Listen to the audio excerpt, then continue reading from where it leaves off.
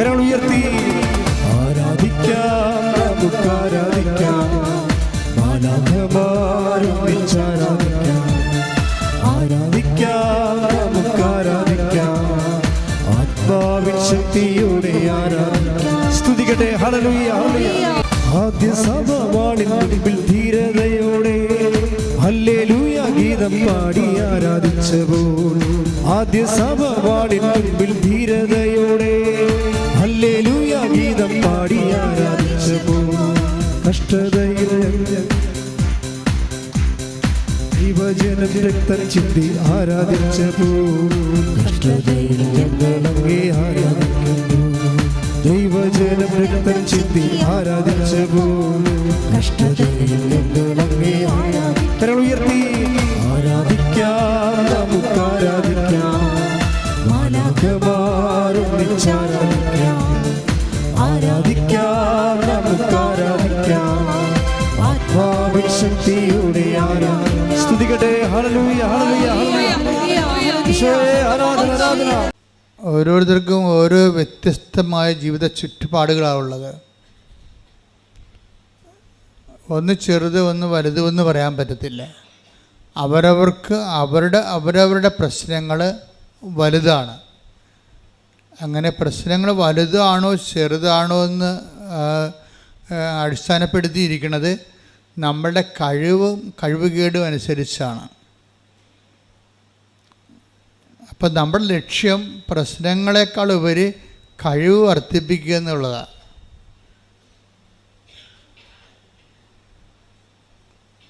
പിടികിട്ടിയ എല്ലാവരും പറയാൻ എന്താണ്, എല്ലാ മനുഷ്യരും പറയണം, എൻ്റെ അമ്മോ എനിക്കുണ്ടായ അത്രയും സങ്കടം ലോകത്തൊരിടത്തും ആർക്കും ഉണ്ടായിട്ടില്ലെന്നാണ് പറഞ്ഞത്.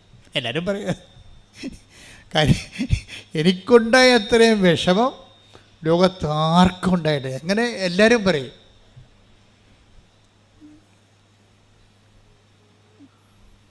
അപ്പോഴേ എല്ലാവർക്കും എല്ലാവരുടെയും സങ്കടം ഏറ്റവും വലുതാണ്. അപ്പോൾ നിന്നെപ്പോലെയാണോ എനിക്ക്, എന്നെപ്പോലെയാണോ നിനക്കെന്നൊക്കെ ചോദിക്കും, കമ്പയർ ചെയ്യും. സങ്കടങ്ങളെ കമ്പയർ ചെയ്യാൻ പറ്റത്തില്ല. സങ്കടം കമ്പയർ ചെയ്യണത് ഓരോ മനുഷ്യൻ്റെ അതിനെ തരണം ചെയ്യാനുള്ള കഴിവ് അടിസ്ഥാനപ്പെടുത്തിയാണ്. ചിലർക്ക് നല്ലവണ്ണം പിടിക്കാനുള്ള കഴിവുണ്ട്. മാനുഷികമായിട്ട് തന്നെ ചിലർക്ക് സങ്കടങ്ങളെ പിടിക്കാൻ നല്ല കഴിവുണ്ട്, ചിലർക്ക് ഒരു കഴിവുമില്ല. മാനുഷികമായിട്ട് ഇപ്പോൾ തന്നെ ഉരുള് ലാൻഡ് സ്ലൈഡ് ഉണ്ടായപ്പോൾ ഒരപ്പച്ചൻ പറഞ്ഞത് എന്താണ്, ഞാൻ മാത്രം അവശേഷിച്ചെന്നാണ്. എന്തിനാണ്? മറ്റുള്ളവരുടെ പിരിഞ്ഞു പോയവരുടെ, എൻ്റെ വീട്ടിൽ നിന്ന് വിട്ടുപോയവരുടെ അവസാന കുഴിക്കൽ മണ്ണ് വാരി ഇടാൻ വേണ്ടി ഞാൻ മാത്രം അവശേഷിച്ചു എന്നാണ് പറയണത്. അപ്പോൾ ഞാനോർക്കണം, ആ വീട്ടിലെ 4 പേര് ആണ് അപ്രത്യക്ഷമായത്, പിരിഞ്ഞു പോയത്. എന്നിട്ട് ഈ അപ്പൻ ഒറ്റക്ക് അത് താങ്ങുകയാണ്. എന്നിട്ട് അദ്ദേഹം അത് പറയുന്നുണ്ട്, ആ പിരിഞ്ഞുപോയി വിട കൊണ്ടുപോയ ആ 4 പേരുടെ നിശ്ചലമായ ശരീരത്തിൽ മണ്ണ് ഇട്ട് വിട കൊടുക്കാൻ വേണ്ടി ഞാൻ മാത്രം അവശേഷിച്ചെന്നാണ് പറയണത്. അപ്പോൾ നമ്മൾ ഒരു വീട്ടിൽ നിന്ന് നമ്മുടെ അപ്പനും അമ്മയും അല്ലെങ്കിൽ സഹോദരങ്ങളെല്ലാവരും പിരിഞ്ഞു പോയാൽ നിങ്ങൾക്ക് ചിലർക്ക് പിന്നെ എന്തിനാ ജീവിക്കണം തോന്നും, അല്ലേ? പിന്നെ എന്തിനാ ജീവിക്കണം തോന്നും. ഇപ്പം കുഞ്ഞുങ്ങൾ മരിച്ചാൽ പോലും ഈ പണ്ട് ഇപ്പോഴേ ഈ വീട്ടുമാംസം കൊടുത്ത കുഞ്ഞുങ്ങളുണ്ടാകും. വീട്ടുമാംസം കൊടുത്ത കുഞ്ഞുങ്ങൾ, വീട്ടുമാംസം എന്ന് പറഞ്ഞത് വീട്ടിൽ മാമോദിസ കൊടുക്കും. കാര്യം അത് പ്രസവിച്ച ഉടനെ മരിക്കുന്ന കുഞ്ഞുങ്ങളൊക്കെ ഉണ്ടാകും. ഇപ്പം അത് കുറവാണ്. ഇപ്പോൾ ഭയങ്കര ട്രീറ്റ്മെൻറ്റും ചൈൽഡ് കെയറും ഒക്കെ ഉള്ള കാരണം ഒത്തിരി മാലാഖപ്പെട്ടിയൊന്നും കാണുന്നില്ല. ഞങ്ങളുടെ കുഞ്ഞുനാളിലൊക്കെ എപ്പോഴും മാലാഖപ്പെട്ടിയുടെ ഘോഷയാത്രയായിരുന്നു. ഇപ്പം ആരോഗ്യം, നമ്മുടെ പരിപാലന രംഗം എന്തുമാത്രം മാറിയിട്ടുണ്ടെന്ന് മനസ്സിലായില്ലേ. ഇപ്പം ആശാപ്രവർത്തകരും നിങ്ങൾ വർക്കും ആശാപ്രവർത്തകർക്ക് വരുമ്പോൾ അവർക്ക് വരെ പണിയൊന്നുമില്ല, ശമ്പളം മേടിക്കാൻ തരും. പക്ഷേ അവർ ആണ് അടിസ്ഥാന പ്രവർത്തകർ. അങ്ങനെ എല്ലാം സമൂഹത്തിൽ വെച്ചാൽ അതുകൊണ്ടാണ് ഈ മാലാഹപ്പെട്ടി എന്ന് പറയുന്നത് എന്താണ്? ഒരു 10 കുഞ്ഞുങ്ങൾ ജനിച്ചാൽ, ഒരു 60കളിലൊക്കെ 10 കുഞ്ഞുങ്ങൾ ജനിച്ചാൽ അതിൻ്റെ അകത്ത് 5 മരിച്ചിരിക്കും, ഗർഭിണി ഉൾപ്പെടെ മരിക്കും. അങ്ങനെ എണ്ണം കൂടെയാണ്. വളരെ പണ്ടത്തെ അപ്പാവന്മാരൊക്കെ 3 കെട്ടിയെന്നൊക്കെ പറഞ്ഞാൽ അങ്ങനെയാണ്. പണ്ടത്തെ ചരിത്രത്തിൽ നോക്കിയാൽ മതി. ഒരു പുരുഷന് ഒരിക്കലും പ്രശ്നമില്ല, പ്രസവിക്കുന്ന ചേച്ചിമാർക്കേ പ്രശ്നമുള്ളൂ. നിങ്ങളൊക്കെയാണ് ഈ കാലത്ത് രക്ഷപ്പെട്ടതെന്ന് പറയാം. എന്നുവെച്ചാൽ ഒരു പണ്ടത്തെ അപ്പാവന്മാർ ചരിത്രം കേട്ട് കഴിഞ്ഞാൽ ഒരാൾ 4 കെട്ടി 3 കെട്ടിയെന്ന് വെച്ചാൽ ഒരാൾ ആ സ്ത്രീ ആ വൈഫ് മരിച്ചിട്ടാണ് ഒരാളെ കെട്ടണത്. അങ്ങനെ 3 കുടി 4 കുടി എന്നൊക്കെ പറയും. അതൊക്കെ എന്ത് വ്യത്യാസമുണ്ടായി ആ മേഖലയിൽ ഗൈനക്കിൻ്റെ മേഖലയിൽ ഭയങ്കരമായ ഗ്രോത്ത്, സംരക്ഷണം വന്നു.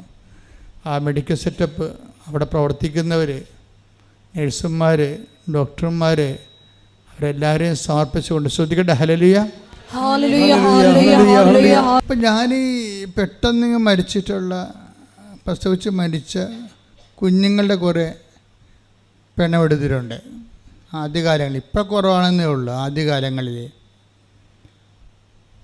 അപ്പോൾ ആരും ആ വീട്ടിൽ നിലവിളിക്കത്തില്ല, ആ വീട്ടിലാരും നിലവിളിക്കത്തില്ല. അച്ഛൻ കളർ ഉടുപ്പൊക്കെ ഇട്ടാണ് പോണത്, വെള്ള ഉടുപ്പ്. അല്ലാതെ പ്രായമുള്ളവർ മരിക്കുമ്പോൾ ഞങ്ങൾ വയലറ്റ് ഉടുപ്പിട്ടാണ് പോണത്. കുഞ്ഞുങ്ങൾ മരിക്കുമ്പോൾ നല്ല പളപള തിളങ്ങുന്ന ദൈവദൂതന്മാരുടെ പോലെയുള്ള ഉടുപ്പിട്ടാണ് പോണത്. അപ്പോൾ അടക്കണത് അങ്ങനെയാണ്. അപ്പോൾ അവിടെ ആരും കരയത്തില്ല. കാര്യം ആ കുഞ്ഞുമായിട്ട് ആർക്കും ബന്ധമില്ലല്ലോ, പ്രസവിച്ച് മരിച്ചു. പക്ഷെ ഒരാൾ കരയും. ആരാണ് കരയണത്? അമ്മ കരയും. അത് നമുക്ക് കാര്യം അവർ ആ 10 മാസം ഇതിനെ ചുമന്നുകൊണ്ട് നടന്നപ്പോൾ കുഞ്ഞുമായിട്ടുള്ള ജീവിതവും എല്ലാം അവർ അവിടെ മനസ്സിൻ്റെയും ശരീരത്തിൻ്റെയും ഭാഗമല്ലേ. അപ്പോൾ അവർ മാത്രം ഇരുന്ന് തേങ്ങി കരയണ കാണാം. നമ്മളവരെ പോയി കൊട്ടി ആശ്വസിപ്പിക്കും. സിമിത്തേരിന്നൊക്കെ വരുമ്പോഴും ചിലർ വീട്ടിൽ സിമിത്തേരോട് വരത്തില്ല. ഈ മനുഷ്യൻ്റെ സങ്കടങ്ങളുടെ കൂടെ ഞാൻ കുറേ നിന്നിട്ടുണ്ട്. അതൊരു സുവിശേഷ വേലയാണ്. ഞാൻ പറഞ്ഞു വരുന്നതിൻ്റെ കാരണം, ഇപ്പോൾ ഈ അപ്പാപ്പൻ്റെ കാര്യം പറഞ്ഞില്ലേ, നിങ്ങളോർത്ത് ഞാൻ വിഷയത്തിൽ നിന്ന് പോന്നിട്ടില്ല. ആ വയനാട് ഉരുൾപൊട്ടലിൽ 4 പേരും മരിച്ച് അപ്പാപ്പൻ മാത്രം അവശേഷിക്കുന്നു. അപ്പാപ്പനെന്നും അങ്ങനെ പറയണ്ട്, ഞാൻ മാത്രം ഉദകക്രിയ, അവസാന ക്രിയ ചെയ്യാൻ വേണ്ടി ഞാൻ മാത്രം അവശേഷിച്ചെന്ന്.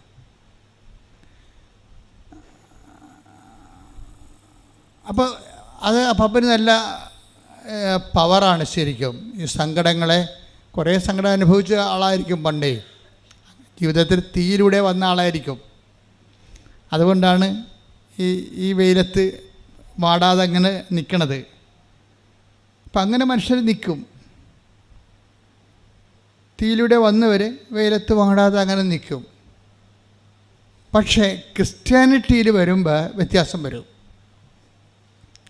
ക്രിസ്ത്യാനിറ്റി സഹിക്കാനൊരു കഴിവല്ല നോക്കണത്. ക്രിസ്ത്യാനിറ്റി കഴിവാണ് എവാലുവേറ്റ് ചെയ്യണത്, പക്ഷേ സഹിക്കാനുള്ള കഴിവിനല്ല എവാലുവേറ്റ് ചെയ്യണത്. മറിച്ച് ഈ അപ്പാപ്പൻ ക്രിസ്ത്യാനി ആയിരുന്നെങ്കിൽ, ക്രിസ്ത്യാനി ആയിട്ട് കാര്യം അറിഞ്ഞില്ലെങ്കിൽ കഥയില്ല. ഇതിൻ്റെ ക്രിസ്ത്യൻ ടെക്നിക്സ് ഉണ്ട്. ക്രിസ്ത്യൻ അതായത് അതിൻ്റെ ഒരു തന്ത്രവിദ്യ എന്ന് പറയും, ടെക്നിക്ക്. എന്ന് വെച്ച് കഴിഞ്ഞാൽ ഈ സഹനത്തെ കൺവേർട്ട് ചെയ്യാൻ അറിഞ്ഞില്ലെങ്കിൽ ഈ കഴിവ് കൊണ്ട് വലിയ പ്രയോജനമൊന്നുമില്ല. ക്രിസ്ത്യാനിറ്റിയെ മറ്റ് വിഷയത്തിൽ നിന്ന് വ്യത്യസ്തമാക്കുന്നത് കൺവേർഷൻ നല്ല ശരിക്കും നമ്മൾ ഭക്ഷണപദാർത്ഥങ്ങളെ കൺവേർട്ട് ചെയ്തിട്ടല്ലേ, മെറ്റാബോളിസത്തിലൂടെ നമ്മൾ കഴിക്കുന്ന ഭക്ഷണപദാർത്ഥങ്ങളെ കൺവേർട്ട് ചെയ്യുകയല്ലേ ബോഡി ചെയ്യേണ്ടത്. എന്നിട്ട് ബ്ലഡിലൂടെ അത് ബ്ലഡിലേക്ക് ലയിപ്പിക്കുന്ന ബ്ലഡിനാവശ്യമായ മിനറൽസ് കൊണ്ട് ബോഡിയുടെ കോശങ്ങളെ അത് വലുതാക്കുന്നു. ബോഡിയുടെ കോശങ്ങൾ ഈ മിനറൽസ് സ്വീകരിച്ച് കൊണ്ട് മൾട്ടിപ്ലൈ ആവുന്നു. അങ്ങനെ ബോഡി വലുതാകുന്നു, അങ്ങനെയല്ല ശരീരം വലുതായി വരുന്നത്. ഇപ്പോൾ കൺവേർഷനാണ് നടക്കുന്നത്. നമ്മൾ കഴിക്കുന്ന പയറായിരിക്കും, അതിന് പയറും അരി കാർബോഹൈഡ്രേറ്റ് ഉണ്ടാകും, പ്രോട്ടീൻ ഉണ്ടാകും. ഇത് കഴിക്കുമ്പോൾ ഇതിൻ്റെ ദഹന പചന പ്രക്രിയയിൽ അതിനെ ആ മെറ്റാബോളിസത്തിൻ്റെ പചന പ്രക്രിയയിൽ അതിനെ ഡിവൈഡ് ചെയ്തിട്ട് അതിനകത്ത് മിനറൽസ് മാത്രം രക്തം എടുക്കും. ഇതിൻ്റെ മിനറൽസ്, പ്രോട്ടീൻ അങ്ങനെയുള്ള അതെടുത്തിന്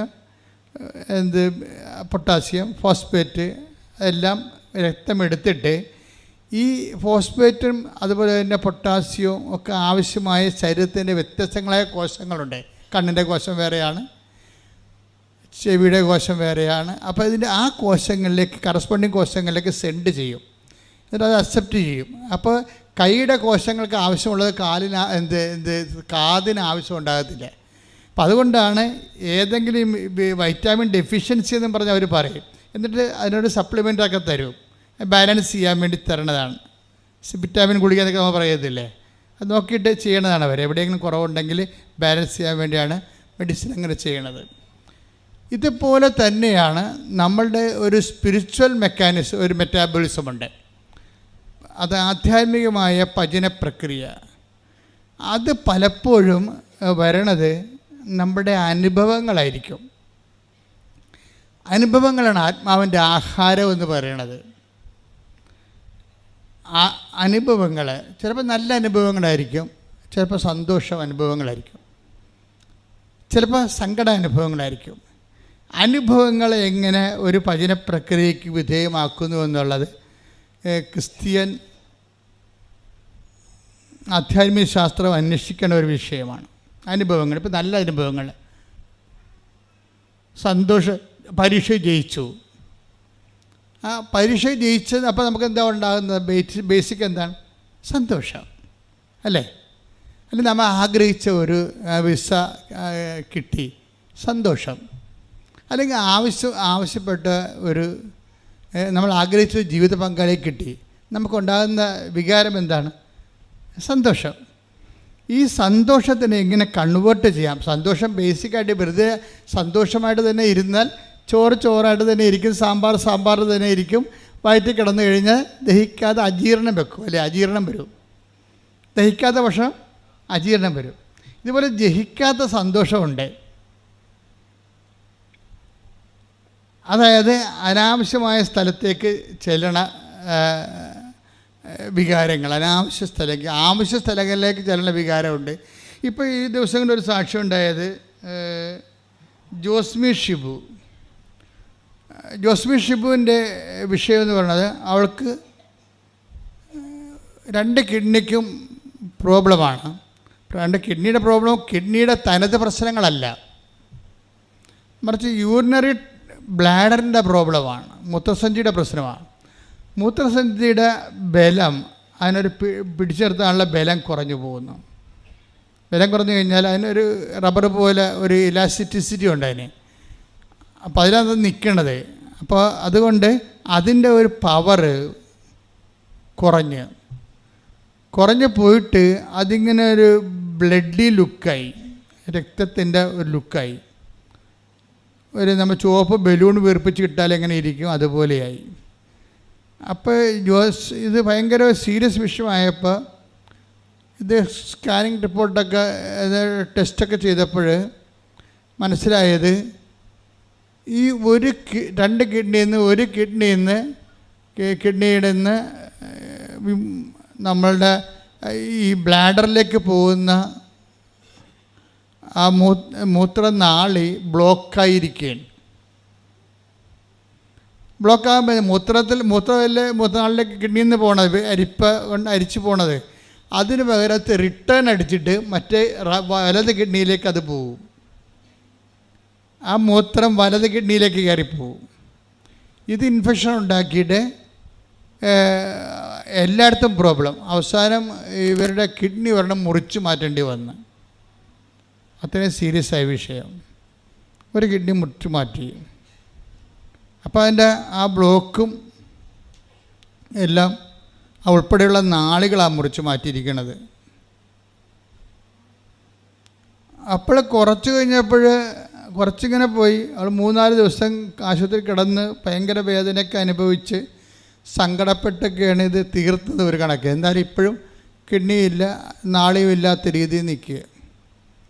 ആ അവസ്ഥയിൽ ജോസ്മി പിന്നൊക്കെ ചെയ്യണത്, പിന്നെയും പഴയതുപോലുള്ള ചെറിയ ബുദ്ധിമുട്ടൊക്കെ തുടങ്ങിയപ്പോൾ ഡോക്ടറെ ചെന്ന് കണ്ടപ്പോൾ ഡോക്ടർ പറഞ്ഞ് മൂത്രനാളി ഇപ്പോഴും പഴയതുപോലെ തന്നെ ഇരിക്കുകയാണ്, ബ്ലാഡർ, മൂത്രനാളില്ല, മൂത്രസഞ്ചി ഇപ്പോഴും പഴയ അവസ്ഥ തന്നെയാണ്. അതിന് ഇനി ചെയ്യാനുണ്ടെങ്കിൽ കുടൽ മുറിക്കണം. കുടലിനെ മുറിച്ച് അതിൻ്റെ ഭാഗങ്ങൾ എടുത്തിട്ട് മൂത്രസഞ്ചിയിൽ തുന്നിപ്പിടിപ്പിച്ചിട്ട് അതിൻ്റെ ഒരു ഓപ്പറേഷൻ, അത് മേജർ ഓപ്പറേഷനാണ്, കുറേ സമയമെടുക്കുമെന്നൊക്കെ പറഞ്ഞ്. അത് ഭയങ്കര പാടാണ്. കാര്യം ഇപ്പോൾ മറ്റേ മൂത്രനാളിക്കും ബ്ലോക്ക് വരാൻ തുടങ്ങിയിട്ടുണ്ട് എന്നൊക്കെ പറഞ്ഞപ്പോൾ ഇവർ ആകപ്പാടെ ജീവിതം ഒരു വല്ലാത്തൊരവസ്ഥയിലേക്ക് പോവുകയാണ് ഈ സംഭവം. അപ്പോൾ ഇത്രയും മൂർധന്യത്തിലായപ്പോൾ അടുത്ത കിഡ്നിയും കൂടി നഷ്ടപ്പെടുമെന്ന് ജോസ്മിക്ക് തോന്നിയപ്പോൾ അപ്പോഴാണ് അവർ ഉടമ്പടിയെക്കുറിച്ച് കേൾക്കണത്. നിങ്ങൾക്കറിയാമല്ലോ, ഉടമ്പടിയെ ഒരു മനുഷ്യൻ്റെ ജീവിതം ഇപ്പോൾ 2 ഈ ലോകചരിത്രം പോലെ ഇരിക്കുകയാണ്. ഇപ്പോൾ ലോകചരിത്രം യേശുക്രിസ്തുവിന് നമ്മൾ കർത്താവിന് AD BC എന്നൊക്കെ പറയത്തില്ലേ, ബിഫോർ ക്രൈസ്റ്റ്, അന്നോ ഡൊമിനി എന്നൊക്കെ പറയും. അത് കർത്താവിൻ്റെ വർഷവും കർത്താവിന് മുമ്പുള്ളതും. ചിലരുടെ ജീവിത ചരിത്രം നോക്കാനാണെങ്കിൽ അവർ ഉടമ്പടിയെക്കുറിച്ച് കേൾക്കണതിന് മുമ്പ് കേട്ടതിന് ശേഷവും വ്യത്യാസമുണ്ട്. അതാ വിഷയം. അത്രയും ഉടമ്പടി ഒരു ഡിസിസീവ് പോയിൻ്റ് ആകുന്നുണ്ട്.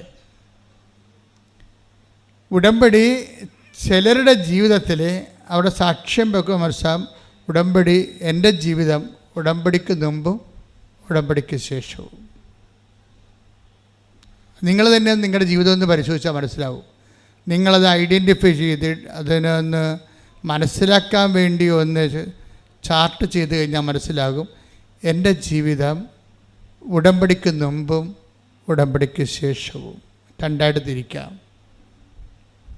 ഈ സാക്ഷ്യം പറഞ്ഞ പലരുടെ ആൾക്കാരുടെയും ജീവിതത്തെ ഇങ്ങനെ 2ആയിട്ട് തിരിക്കാൻ പറ്റും. എന്താണ്? ഉടമ്പടിക്ക് മുമ്പും ഉടമ്പടിക്ക് ശേഷവും. ഇപ്പോൾ ജോസ്മി ഇപ്പം നോക്കിയേ, ലിവിങ് ഓൺ ദി എഡ്ജാണ്. അവസാനത്തെ അറ്റത്ത് നിൽക്കുക, അടുത്ത കിഡ്നിയും പോകുന്ന കണ്ടീഷനിൽ.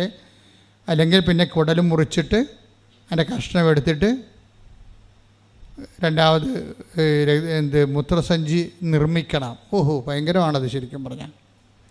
നിങ്ങൾ ഓരോ അവയവങ്ങളൊക്കെ ഉള്ളപ്പോഴേ നിങ്ങളതൊക്കെ വയറേലും നെഞ്ചിലൊക്കെ തൊട്ട് ദൈവത്തോട് നന്ദി പറയണം.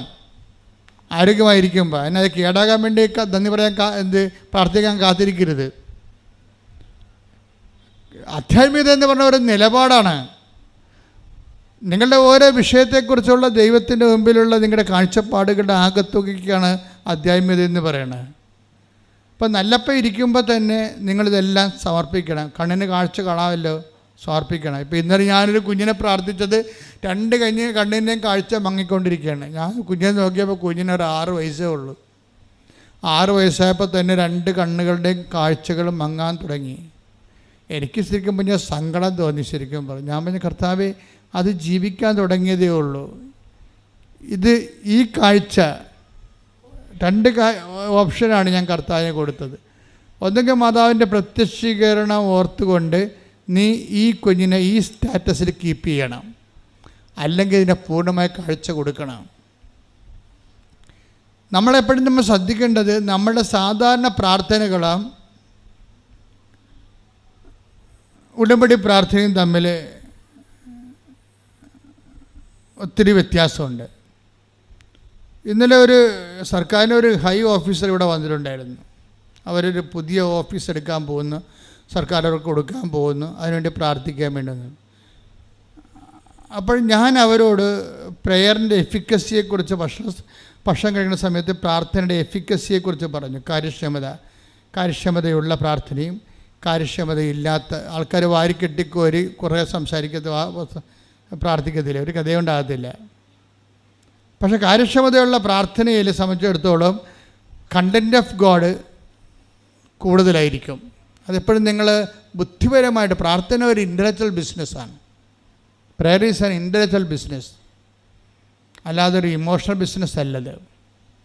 ബിസിനസ് വെച്ചാൽ വിനിമയം. ഒരു പ്രാർത്ഥന ഒരു ബൗദ്ധിക വിനിമയമാണ്. ഈ പ്രാർത്ഥന നമ്മൾ ലോഞ്ച് ചെയ്യുമ്പോൾ തന്നെ നമുക്കറിയാൻ പറ്റും ഇത് ആ പ്രാർത്ഥന അതിൻ്റെ ലക്ഷ്യം കണ്ടെന്ന്. ചില പ്രാർത്ഥനയിൽ നമുക്കറിയത്തില്ലല്ലോ ഇത് ലക്ഷ്യം കാണോ ഇല്ലെന്ന്. കാര്യം അത് പ്രോഗ്രാംഡ് അല്ലാത്തത് കൊണ്ടാണ്. Prayer is not programmed. Prayer ഉണ്ട്, പ്രോഗ്രാംഡ് അല്ലാത്ത പ്രെയർ ഉണ്ട്. എപ്പോഴും പ്രെയർ ഒരു പ്രോഗ്രാംഡ് പ്രെയർ ആയിരിക്കണം. അതിനാണ് നിങ്ങൾ സുവിശേഷം പഠിക്കുന്നതിൻ്റെ കാരണം. എന്നുവെച്ചാൽ ഒരു സംഭവം, ഒരു പ്രാർത്ഥന നിങ്ങൾ ലോഞ്ച് ചെയ്യാൻ, അപ്പോൾ നിങ്ങൾ ആദ്യം എന്ത് ചെയ്യണം? അതിൻ്റെ അകത്ത് ദൈവത്തിൻ്റെ ഷെയർ ആദ്യമേ മാറ്റിയേക്കണം. പിടിയിടുക. ഒരു പ്രാർത്ഥന നിങ്ങൾ ലോഞ്ച് ചെയ്യുമ്പോൾ ആ പ്രാർത്ഥന ദൈവത്തിൻ്റെ സ്വീകാര്യമാണെങ്കിൽ ആദ്യം ചെയ്യേണ്ട വിഷയം എന്താണെന്ന് അറിയാം? ബുദ്ധിപരമായിട്ട് ദൈവത്തിൻ്റെ ഷെയർ മാറ്റണം. അതിൻ്റെ അകത്തുനിന്ന് അത് റിസർവ് ചെയ്യണം. ഈ നിങ്ങളുടെ പണ്ടാരം പിടിച്ച പ്രാർത്ഥനയ്ക്ക് മൊത്തം ഉള്ളത് നിങ്ങളുടെ ഷെയർ മാത്രമേ ഉള്ളൂ. ഇതാണ് ഇതിൽ പ്രാർത്ഥനയുടെ ട്രാജഡി ആകാൻ കാരണമാവും. നിങ്ങളുടെ പ്രാർത്ഥിപ്പം നിങ്ങൾക്ക് ഇപ്പോൾ ഞാൻ ഉദാഹരണം പറയാം, അപ്പോൾ നിങ്ങൾക്ക് മനസ്സിലാവും. നിങ്ങൾക്ക് കുഞ്ഞില്ലെന്ന് വിചാരിച്ചു. ഇപ്പോൾ 14 വർഷമായിട്ട് കുഞ്ഞുങ്ങളില്ലാത്തവരുണ്ട്. ഈ ആഴ്ച സാക്ഷ്യം പറഞ്ഞാണ്. ഒറ്റ പ്രാർത്ഥനയ്ക്ക് അവർ കുഞ്ഞിനെ കിട്ടി. 23, 55, 57 വയസ്സുള്ള ഒരു ആൾക്കാർ വരെ കുഞ്ഞിനെ കൊണ്ട് സാക്ഷ്യം പറയുന്നുണ്ട് ഉടമ്പടിയിലേ പറ്റത്തുള്ളൂ. അതൊക്കെ വേറെ ഒരിടത്തും പറ്റത്തില്ല. കാര്യം ഞാൻ ഈ കരിസ്മാറ്റിക് മേഖലയിൽ 15-20 കൊല്ലം നിന്നതിന് ശേഷമാണ് അമ്മ പ്രത്യക്ഷീകരണം സംഭവിക്കുകയും അത് പിന്നെ ഉടമ്പടിയായിട്ട് മാറുകയും ചെയ്യുമ്പോൾ എനിക്കതിൻ്റെ വ്യത്യാസം അറിയാൻ പറ്റും. കരിസ്മാറ്റിക് ഫീൽഡ് ഉണ്ടായിരുന്നതിനേക്കാളും അന്ന് ഒരു 10 വയസ്സ് വരെയുള്ള 10 വർഷം വരെയുള്ള ഒരു കുഞ്ഞുങ്ങൾക്ക് ഉണ്ടാകുമെങ്കിൽ ഇപ്പോൾ 23, 24 വയസ്സ് വരെ 24 വർഷം വരെ മക്കളില്ലാത്തവർക്ക് ഉടമ്പടിയിൽ മക്കളുണ്ടാകുന്നുണ്ട്. അതിന് അത്രയും 3 ഇരട്ടി വ്യത്യാസം വരുന്നുണ്ട്. നമ്മളിപ്പോൾ സംസാരിച്ചുകൊണ്ടിരിക്കുന്നത് പ്രാർത്ഥന ഒരു ബുദ്ധിപരമായ വിനിമയം എന്നുള്ള ടോപ്പിക്കാണ്. പ്രാർത്ഥനയ്ക്ക് എങ്ങനെ ബുദ്ധിപരമായിട്ട് പ്രാർത്ഥനയെ നമുക്ക് നമ്മളുടെ ദൈവവുമായിട്ടുള്ള ഇടപാടിന് ഉപയോഗിക്കാൻ പറ്റും. നിങ്ങൾക്ക് വന്നിരിക്കുന്ന പരാജയം, നിങ്ങൾ പ്രെയർ ലോഞ്ച് ചെയ്യുമ്പോൾ സംഭവിക്കണത് അത് വല്ലാത്ത ഭൗമാകർഷണമുള്ള പ്രാർത്ഥനയാവും. ഈ പ്രാർത്ഥനയിൽ ഭൗമാകർഷണമുണ്ട്, ദൈവാകർഷണമുണ്ട്. നമ്മുടെ പ്രാർത്ഥന പലതും അതിൻ്റെ ഗതി പിടിക്കാത്തതിൻ്റെ കാരണം, അതിൻ്റെ ഗതി എന്ന് പറയണത് ഇപ്പോൾ സുഗതൻ എന്നൊക്കെ നമ്മൾ പറഞ്ഞില്ലേ, സുഗതി എന്നൊക്കെ പറയുന്നതാണ് ബൗദ്ധിസത്തിൻ്റെ കാലത്തുണ്ടായിരുന്ന പേരാണ് സുഗതൻ. എന്ന് വെച്ചാൽ മനുഷ്യൻ അതിൻ്റെ നിർവ്വാണം പ്രാർത്ഥിക്കുമ്പോൾ അവർ സുഗതി എന്ന് പറയും. സുഗതം എന്നുവെച്ചാൽ നല്ല ഗതി പ്രാപിക്കുക. അപ്പോൾ പ്രാർത്ഥനയ്ക്ക് അതിൻ്റെ ലക്ഷ്യം സാധിക്കുന്ന അതിൻ്റെ ഉദ്ദേശം എന്ന് വെച്ച് കഴിഞ്ഞാൽ അതുപോലെ തന്നെ ദുർഗതി പ്രാപിക്കുന്നവരുണ്ട്. ദുർമരണം എന്നൊക്കെ പറയത്തില്ലേ, ദുർഗതി പ്രാപിക്കുന്നവർ. അപ്പോൾ അതിനങ്ങനെയാണ് പറയണത്. അത് വേറെ ഒരു നീതിശാസ്ത്രമാണ്. ഞാൻ പറഞ്ഞു വരണത് പ്രാർത്ഥനയുടെ ഒരു ഗതിയുണ്ട്. ആ ഗതി പിടിക്കണ പ്രാർത്ഥന എന്ന് പറയണത് എപ്പോഴും നമ്മൾക്ക് ഗതി പിടിപ്പിക്കാൻ പറ്റും. പ്രാർത്ഥനയെ നമുക്ക് ഗതി പിടിപ്പിക്കാൻ പറ്റും. അതാണ് പ്രോഗ്രാംഡ് പ്രെയർ എന്ന് പറയണത്. എന്ന് വെച്ച് കഴിഞ്ഞാൽ ആ പ്രാർത്ഥന ലോഞ്ച് ചെയ്യുമ്പോൾ അതിൻ്റെ ദൈവ അംശം അത് നമ്മൾ ഇൻഷുർ ചെയ്യണം ആദ്യമേ തന്നെ. പ്രാർത്ഥനയ്ക്ക് 2 അംശങ്ങളുണ്ട്. ഭൗമ അംശങ്ങളുമുണ്ട്, ദൈവ അംശങ്ങളുമുണ്ട്. ഭൗമ അംശം എന്ന് പറഞ്ഞാൽ എന്താണ്? നമുക്ക് വേണ്ടി നമുക്ക് ഉപയോഗിക്കാൻ പറ്റിയ കാര്യങ്ങളൊക്കെ ഭൗമ അംശങ്ങൾ. ഇത് പലപ്പോഴും ദൈവാംശങ്ങൾ പലപ്പോഴും ചില പ്രാർത്ഥനയ്ക്ക് ഉണ്ടാകത്തില്ല. ആ പ്രാർത്ഥന ലാഗ് ചെയ്തുകൊണ്ടേയിരിക്കും, കേൾക്കാൻ താമസിക്കും. ചിലപ്പോൾ കേൾക്കത്തില്ല, വേസ്റ്റ് പ്രെയർ ആവും.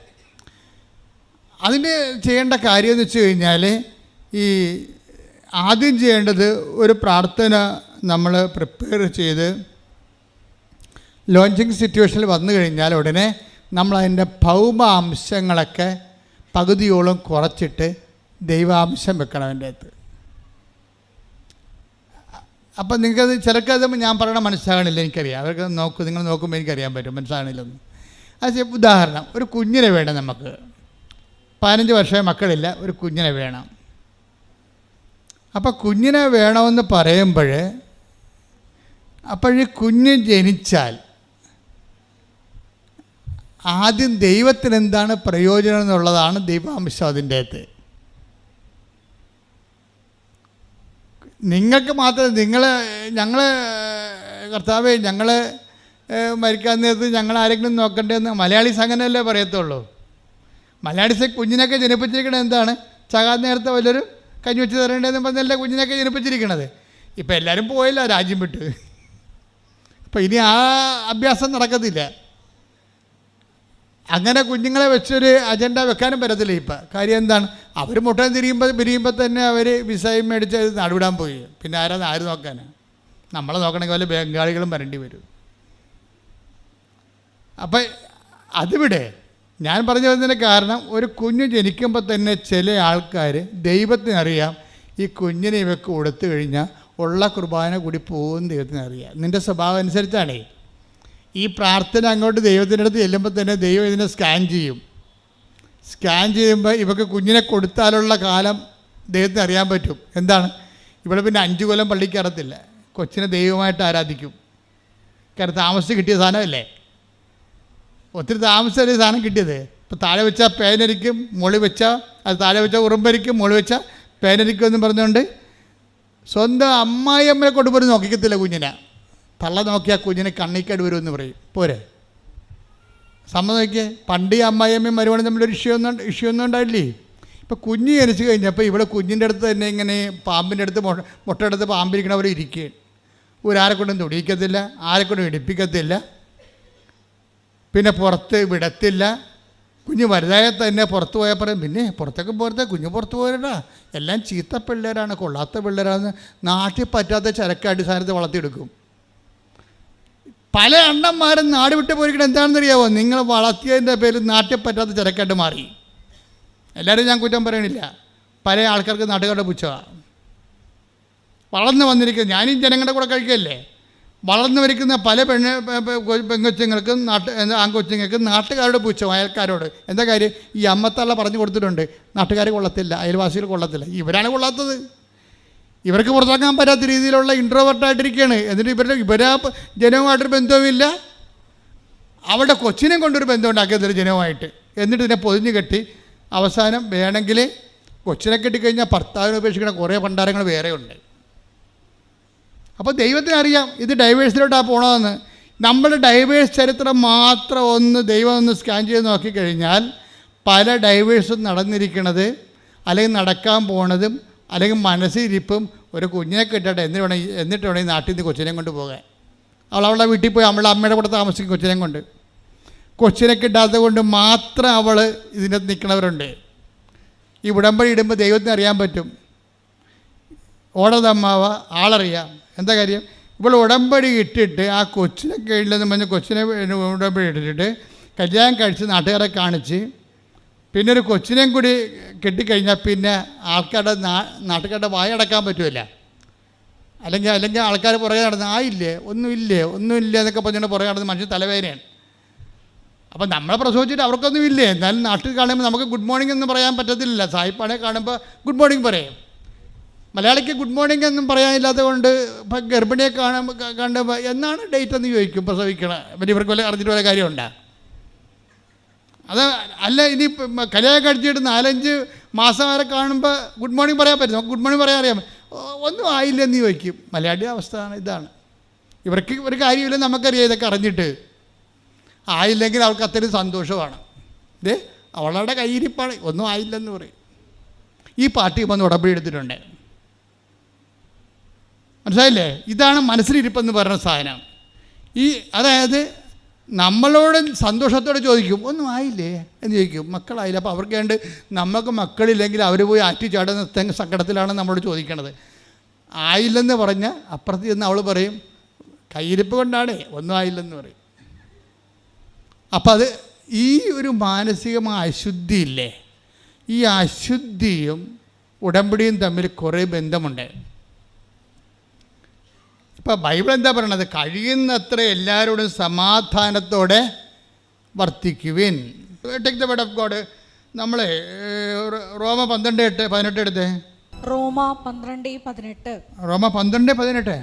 സാധിക്കുന്നിടത്തോളം സാധിക്കുന്നിടത്തോളം എല്ലാവരോടും സമാധാനത്തിൽ വർത്തിക്കുവിൻ. സമാധാനത്തിൽ വർത്തിക്കുവിൻ. Praise the Lord. അപ്പോൾ നിങ്ങളൊക്കെ ബൈബിൾ തന്നെ ഉടമ്പടി എടുത്ത് ആദ്യം ചെയ്യേണ്ടത് എന്താണ്? സാധിക്കുന്നിടത്തോളം എല്ലാവരോടും എന്ന് വെച്ച് കഴിഞ്ഞാൽ അതിൻ്റെ ശത്രുക്കളുണ്ടേ, ശത്രുക്കളോടും സമാധാനത്തോടെ വർത്തിക്കുവിൻ. അപ്പോൾ സമാധാനം എന്ന് പറഞ്ഞാൽ എന്താ? സമാധാനം എന്ന് പറഞ്ഞാൽ യുദ്ധമില്ലാത്ത, വഴക്കില്ലാത്ത അവസ്ഥ അല്ല. ബൈബിളിലെ സമാധാനം പരിശുദ്ധാത്മാവ് നിറയാൻ പറ്റിയ ഫോർമാറ്റ് എന്ന് എൻ്റെ അർത്ഥം. മനസ്സിലായില്ലേ? അതിപ്പോൾ നമ്മൾ ഈ സമാധാനം പല ഡിക്ഷണറിയിൽ പല അർത്ഥമാണ്. ബൈബിൾ ഡിക്ഷണറി അത് ബൈബിളിൻ്റെ സ്പിരിച്വൽ ലൈഫിൻ്റെ, ആധ്യാത്മിക ജീവിതത്തിൻ്റെ ഒരു നിഘണ്ടു ഉണ്ടാക്കുകയാണെങ്കിൽ, ആധ്യാത്മിക ജീവിത നിഘണ്ടു എന്നും പറഞ്ഞ പുസ്തകം നമ്മൾ ചെയ്യണമെങ്കിൽ അവിടെ സമാധാനം എന്ന് പറഞ്ഞാൽ അതിന് ഒറ്റ അർത്ഥമേ ഉള്ളൂ. എന്താണ്? പരിശുദ്ധാത്മാവ് പ്രവർത്തിക്കാൻ പറ്റിയ ഒരു പരിവം ഉണ്ടാക്കുക. അതാണ് സംഭവം. സമാധാനം എന്താണ്? നമുക്ക് സമാധാനം കിട്ടി ദൈവത്തിന് എന്തിനാണെന്നേ? ഇത് ദൈവാംശമാണ്. എപ്പോഴും നമ്മളെപ്പോഴും അനുഭവത്തിൻ്റെ ദൈവാംശങ്ങളെക്കുറിച്ചാണ് ചിന്തിക്കേണ്ടത്. നമ്മളെപ്പോഴും ചിന്തിക്കേണ്ടത് നമുക്ക് സമാധാനം കിട്ടി, നമ്മൾ കുറച്ച് മുമ്പ് മരിച്ചുപോയി, തീർന്നു. ദൈവത്തിന് അതുകൊണ്ട് എന്ത് പ്രയോജനം? സമാധാനം ദൈവം തരുമ്പോൾ ദൈവത്തിൻ്റെ പോർഷൻ ഗ്യാരണ്ടി ചെയ്യണം നമ്മൾ. എന്താ കാര്യം? അത് നമ്മൾ തമ്മിൽ വഴക്കിടാതിരിക്കണമല്ല പ്രശ്നം, അതാർക്കും കഴിയും. ഇപ്പം മഹാത്മാഗാന്ധി എന്തുമാത്രം ആൾക്കോട്ട് ക്ഷമിച്ചു. കാര്യം എന്താ മഹാത്മാഗാന്ധി ക്ഷമിക്കാൻ കാരണം? പുള്ളിക്കാരൻ ജീവിതകാലം വട്ടമേശ സമ്മേളനത്തിന് ഇംഗ്ലണ്ടിൽ പോയപ്പോൾ ആ മനുഷ്യൻ കപ്പലിൽ ഒരാടിനെ കൊണ്ടാണ് പോയത്. അപ്പോൾ ചർച്ചിൽ അവിടെ ഉണ്ടായിരുന്ന സാഹിബ് ചോദിച്ചേ, ഇതെന്തിനാ ബഗ്ഗറെ ഈ ആടിനെയും കൊണ്ട് വന്നിരിക്കുന്നത്? അപ്പോൾ പുള്ളി ആടിനെ കറന്ന് അദ്ദേഹത്തിൻ്റെ പാല് ആ ആടിനെ കറന്നാണ് കുടിക്കണത്. ഓരോ മനുഷ്യൻ്റെ ജീവിത രീതിയാണേ. ഇപ്പോൾ ജീവിതകാലം മുഴുവനും ആട്ടും പാലും അതുപോലെ തന്നെ ക്യാബേജും പച്ചക്കറിയൊക്കെ തിന്നവർക്ക് സ്വാഭാവികമായ ക്ഷമയുണ്ടാകും, സമാധാനം ഉണ്ടാകും. അവർക്ക് സമാധാനത്തെക്കുറിച്ചൊക്കെ അവർ ചിന്തിക്കും. അതൊന്നും ബിബ്ലിക്കൽ പീസല്ല. ബൈബിളിന് അതിൻ്റെ അകത്ത് കെട്ടിയിടക്കേണ്ട കാര്യമില്ല, അത് വേറെ. മഹാത്മാഗാന്ധിയുടെ ഒരു ക്ഷമ എന്ന് പറയുന്നത് മാനുഷികമായ ഒരു ശീലത്തിൻ്റെ, ഇന്ത്യൻ സംസ്കാരം ആരെയും യുദ്ധം ചെയ്യാത്ത, നമ്മൾ എല്ലാവരുടെയും കഴുത്തേ 5000 കൊല്ലം നമ്മൾ ജീവിക്കണമല്ലേ ഇവിടെ. നമ്മൾ ആരുടെയും കഴുത്തേ പോയിട്ടുണ്ട്, ഒരു മനുഷ്യൻ്റെ കഴുത്തേ കയറത്തില്ല. ഒരു മനുഷ്യൻ്റെ കഴുത്ത് ഇന്ത്യക്കാരൻ കയറിയ ചരിത്രമില്ല. ഇങ്ങോട്ട് മേക്കട്ട് കയറാൻ വന്ന് നമ്മുടെ ഒരു പകുതി കൊണ്ട് പോയെന്നല്ലാതെ നമ്മളാരുടെയും കഴുത്തേ കയറില്ല, ഇന്നുവരെ കയറിയിട്ടില്ല. അത് നമ്മുടെ ശീലമാണ്. സമാധാനം മാനുഷികമായ രീതിയിൽ സാംസ്കാരിക സമാധാനമാണ് നമ്മൾ അനുഭവിക്കുന്നത്. ഇതാണ് ബിബ്ലിക്കൽ പീസ്. അതൊരു സാംസ്കാരിക സമാധാനമാണ്. അതായത് നമ്മൾ പോത്തിറച്ച് കഴിക്കണില്ല. ഈ ക്രിസ്ത്യാനിറ്റി ഇവിടെ വിലപ്പോകാഞ്ഞതിൻ്റെ കാരണമെന്നിലൊന്ന്, ക്രിസ്ത്യാനിറ്റിയും കൊണ്ട് വന്നവൻ്റെ കയ്യിൽ കുറേ ഇറച്ചിയും ഒരു കുപ്പി കള്ളും പിന്നെ ഒരു തോക്കൊക്കെ കയ്യിരുന്നതുകൊണ്ടാണ്. സായിപ്പ് സാധനം എല്ലാം കഴിക്കണമല്ല. ഈ കക്ഷിയല്ലേ ഇത് ഇവിടെ പഠിപ്പിച്ചത്. പഠിപ്പിച്ച സാറ് മാറിപ്പോയി, അതാണ് കുഴപ്പമായിപ്പോയത്. അല്ലെങ്കിൽ ക്രിസ്ത്യാനിറ്റിയെ ഇന്ത്യ മുഴുവൻ അക്സെപ്റ്റ് ചെയ്യണം. കാരണം ഇന്ത്യ ദൈവത്തിന് വേണ്ടി കൊതിക്കുന്ന ഒരു രാജ്യമാണ്. പഠിപ്പിച്ച സാറ് മാറിപ്പോയി, സാറിൻ്റെ സ്വഭാവം മാറിപ്പോയി. അതാണ് ബൈബിളിന് പറ്റിയത്. പഠിപ്പിക്കുന്ന സ്ഥലത്ത് പഠിപ്പിക്കാതെ പഠിപ്പിക്കേണ്ടാത്ത സ്ഥലത്ത് കൊണ്ട് പഠിപ്പിച്ചു. പദാർത്ഥത്തെ ദൈവമായി കാണുന്ന ഒരു ജനതയാണ് ഇവർ. മിക്കവാറും ആംഗ്ലോ സാക്സൺസ് അല്ല, കണ്ണിബാൻസ് അല്ലേ, മനുഷ്യൻ തിന്നണ ഒരു ജാതിയാണ്. അപ്പോൾ അവരെ സംബന്ധിച്ചിടത്തോളം അവിടെ ഒരു പദാർത്ഥത്തിനാണ് പ്രാധാന്യം. ഇപ്പോഴും പദാർത്ഥത്തിനല്ലേ പ്രാധാന്യം? നമ്മൾക്ക് പദാർത്ഥത്തിനല്ല പ്രാധാന്യം. പദാർത്ഥം വിട്ടിട്ട്, ഉള്ള പദാർത്ഥങ്ങളെല്ലാം വിട്ടിട്ട് അര മറക്കാനുള്ള തുണി മാത്രം ഉടുത്തുകൊണ്ട് എല്ലാം ഉപേക്ഷിച്ച് കാട്ടിപ്പോയവരുടെ രാജ്യമാണിത്. അപ്പം അതുകൊണ്ട് തന്നെയാണ് നമ്മൾ ആദ്യകാലം വരെ സാംസ്കാരികമായ സമാധാനം കൈമുതലായിട്ടുള്ള ഒരു പൈതൃക സമാധാന ശീലമുള്ളവരാണ്. ഈ പൈതൃക സമാധാനം ബിബ്ലിക്കലല്ല ശരിക്കും പറഞ്ഞാൽ. അതാണ് വിഷയം. കേവല സമാധാനത്തിൻ്റെ അകത്ത് വരുന്ന ഈ സാംസ്കാരിക കൾച്ചറൽ പീസ് എന്ന് പറയുന്ന സംഭവം ആണ്. പൊതുവെ നിങ്ങൾ തെറ്റിദ്ധരിക്കരുത്. ഇന്ത്യക്കാരോട് സമാധാനം എന്ന് പറഞ്ഞാൽ അവരുടനെ പറയും യുദ്ധമില്ലാത്ത അവസ്ഥ, ആൾക്കാരോട് ധാരണയോടെ പെരുമാറുന്ന അവസ്ഥ. അതല്ല ബിബ്ലിക്കൽ പീസ്, അതല്ല. ബൈബിളിൻ്റെ സമാധാനം എന്ന് പറഞ്ഞാൽ സമാധാനം എന്താണ്? സ്നേഹം, ആനന്ദം, സമാധാനം, ക്ഷമ. പരിശുദ്ധാത്മാവിൻ്റെ ഫലമാണ് സമാധാനം. പരിശുദ്ധാത്മാവിൻ്റെ ഫലമെന്ന് പറഞ്ഞാൽ എന്താണ്? എന്തെല്ലാം ക്രൈസിസ് സംഭവിച്ചാലും ആത്മാവ് അതിനെ കൺവേർട്ട് ചെയ്തിട്ട് കൃപയായിട്ട് കൺവേർട്ട് ചെയ്തുകൊണ്ടിരിക്കും. അപ്പോൾ ഇപ്പം ഞാനൊരു അപ്പാപ്പനെ പറഞ്ഞ കാര്യം പറഞ്ഞില്ലേ, 4 പേരും വയനാട് ഉരുൾപൊട്ടലും മരിച്ചു. അവർക്ക് മണ്ണിടാൻ വേണ്ടി മാത്രമാണ് ഞാൻ അവശേഷിക്കണമെന്നൊരു അപ്പാപ്പൻ പറഞ്ഞില്ലേ.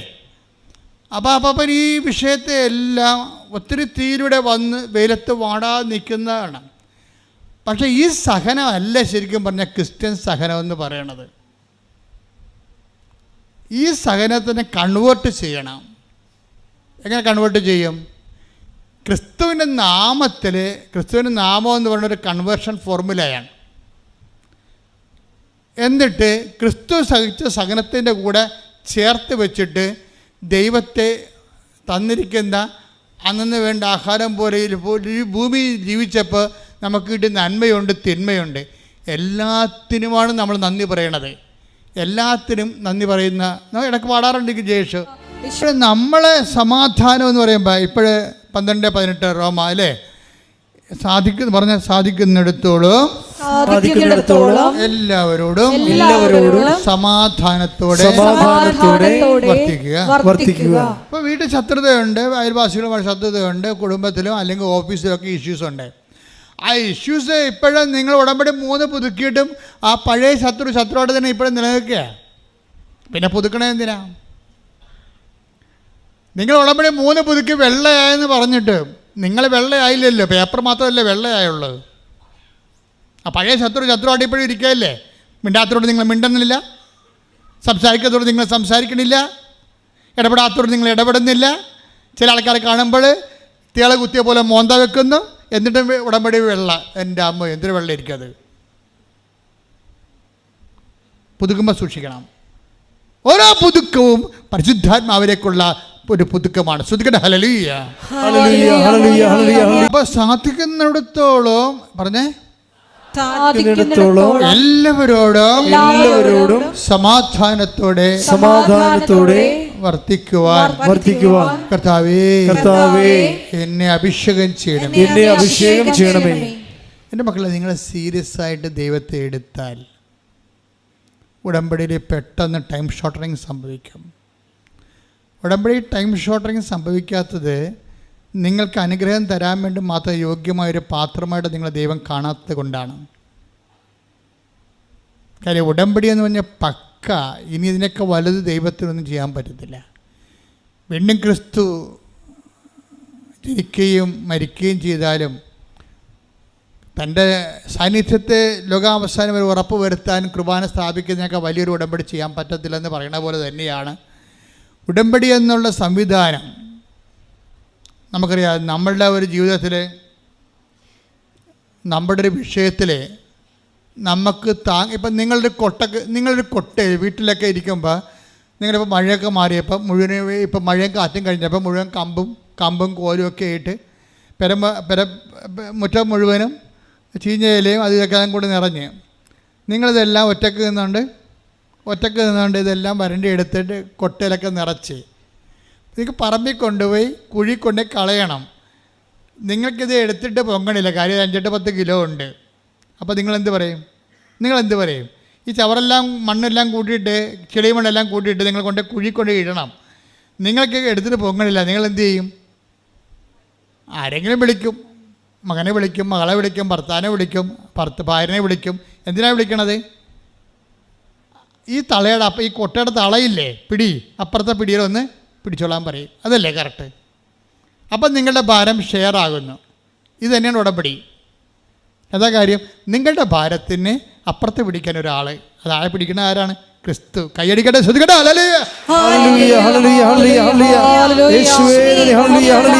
അപ്പോൾ നമ്മുടെ ഭാരങ്ങളിലെ ദൈവത്തിനെ കക്ഷിയാക്കുന്ന നടപടിക്രമത്തിൻ്റെ പേരാണ് ഉടമ്പടി.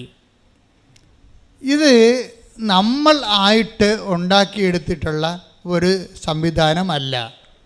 നമ്മളെ രക്ഷിക്കാൻ വേണ്ടി ഇങ്ങനെയുള്ള ഒരു സഹന സാഹചര്യത്തിൽ നമ്മളെ രക്ഷിക്കാൻ വേണ്ടി ദൈവം വിഭാവന ചെയ്ത ഡിവൈൻ ഇൻ്റലക്റ്റിൻ്റെ ഒരു പ്രോഡക്റ്റാണ് ഉടമ്പടി. ദൈവബുദ്ധിയുടെ ഒരു ഫലമാണ് ഉടമ്പടി. അതുകൊണ്ട് ഇത് പക്കയാണ്. ഇത് ഏത് സാഹചര്യത്തിൽ നമുക്ക് ഉപയോഗിക്കാം, ഏത് വിഷയത്തിൽ നമുക്ക് ഉപയോഗിക്കാം, ഏത് കാലത്തിൽ ഉപയോഗിക്കാം. കാര്യം ഉടമ്പടി കാലത്തിനൊപ്പം വളരുന്ന ദൈവബന്ധമാണ്. കൈയ്യട്ടെ, ശ്രദ്ധിക്കട്ടെ. നമുക്ക് 2 തരത്തിൽ ദൈവാനുഭവത്തെ സമീപിക്കാൻ പറ്റും.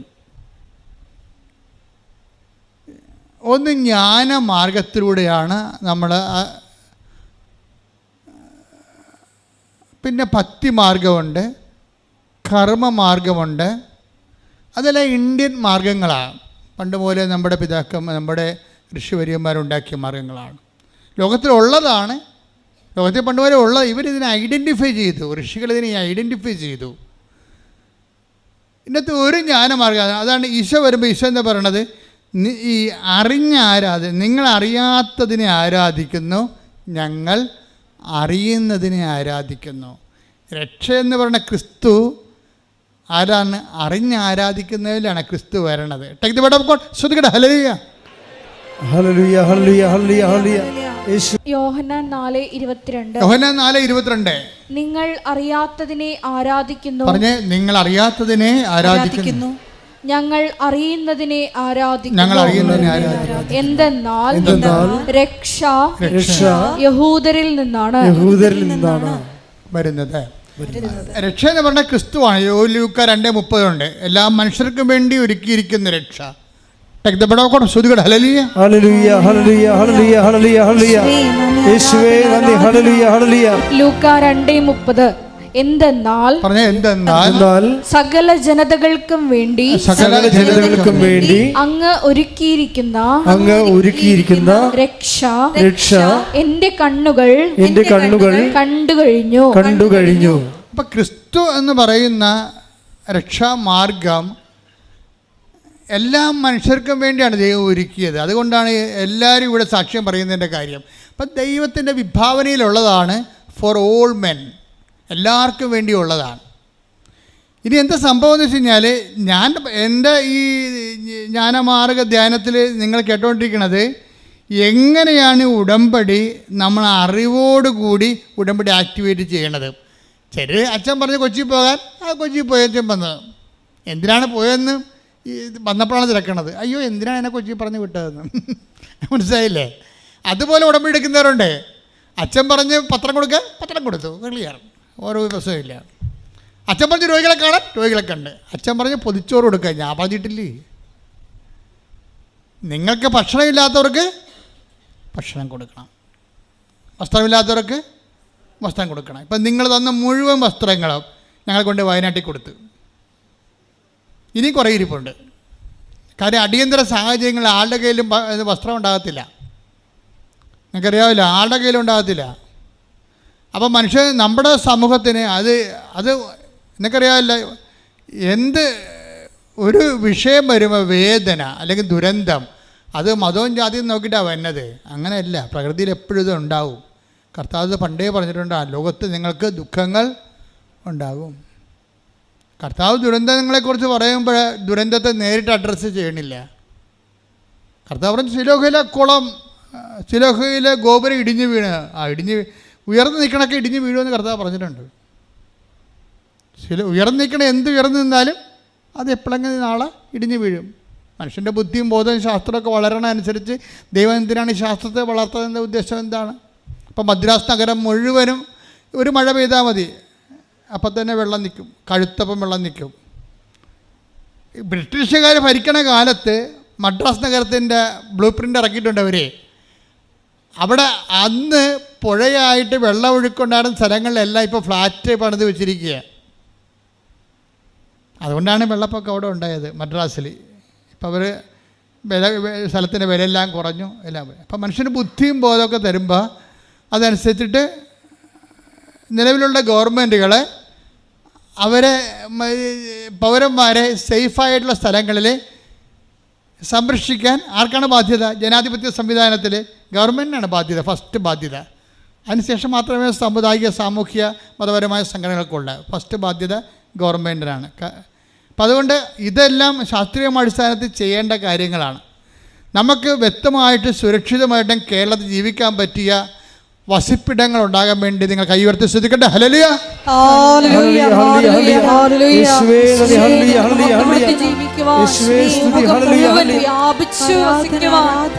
വാസഭൂമി നൽകിയതിന് നന്ദി പറയുന്നു.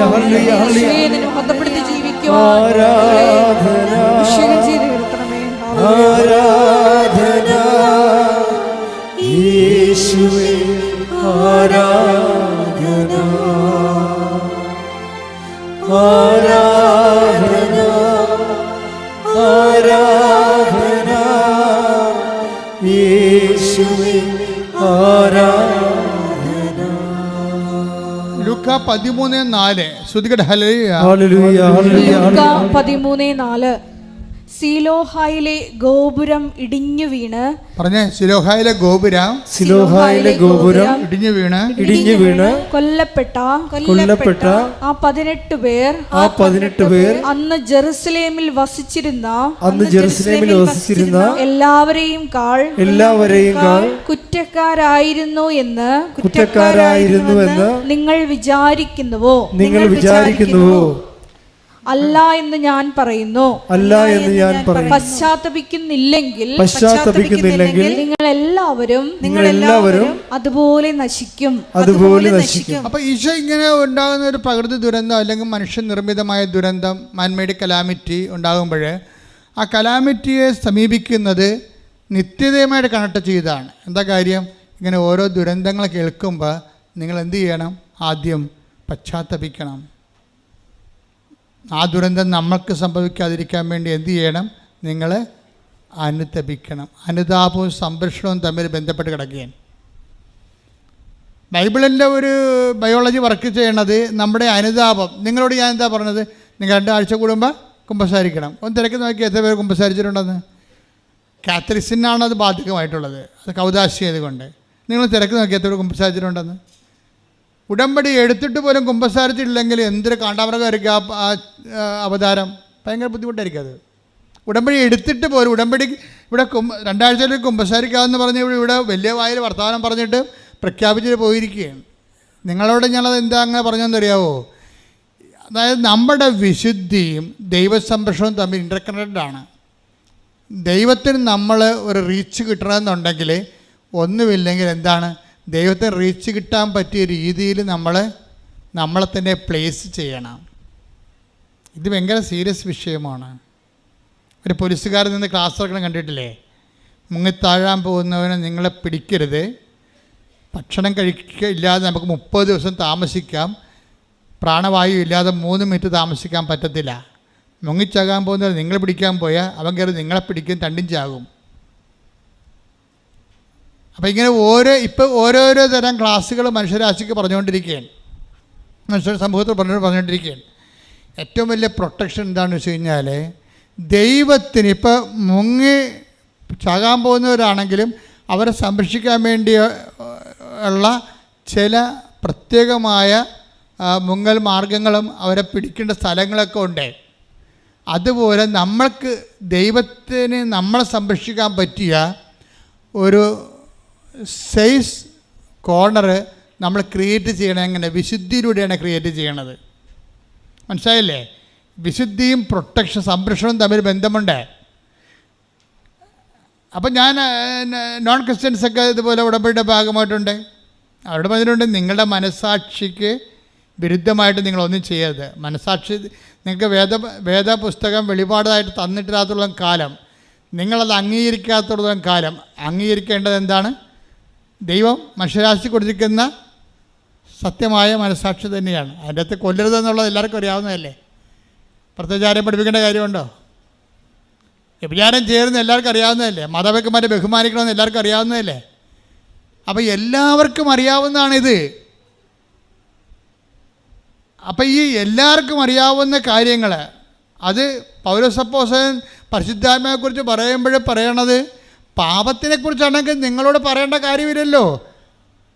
അത് ബൈബിൾ പഠിക്കാത്തവർക്കും അറിയാവുന്നതാണ് പറയണത്. എല്ലാവർക്കും അറിയാം. അതാണ് മനസ്സാക്ഷി എന്ന് പറയണത്. Take the word of God 5:19 ഗലാത്യർ 5:19. ജഡത്തിന്റെ വ്യാപാരങ്ങൾ എല്ലാവർക്കും അറിയാം. ഒന്ന് പറഞ്ഞ കണ്ട കേട്ടില്ലേ? എന്താണ് ജഡത്തിന്റെ വ്യാപാരങ്ങൾ? ജഡത്തിന്റെ വ്യാപാരങ്ങൾ എല്ലാവർക്കും അറിയാം.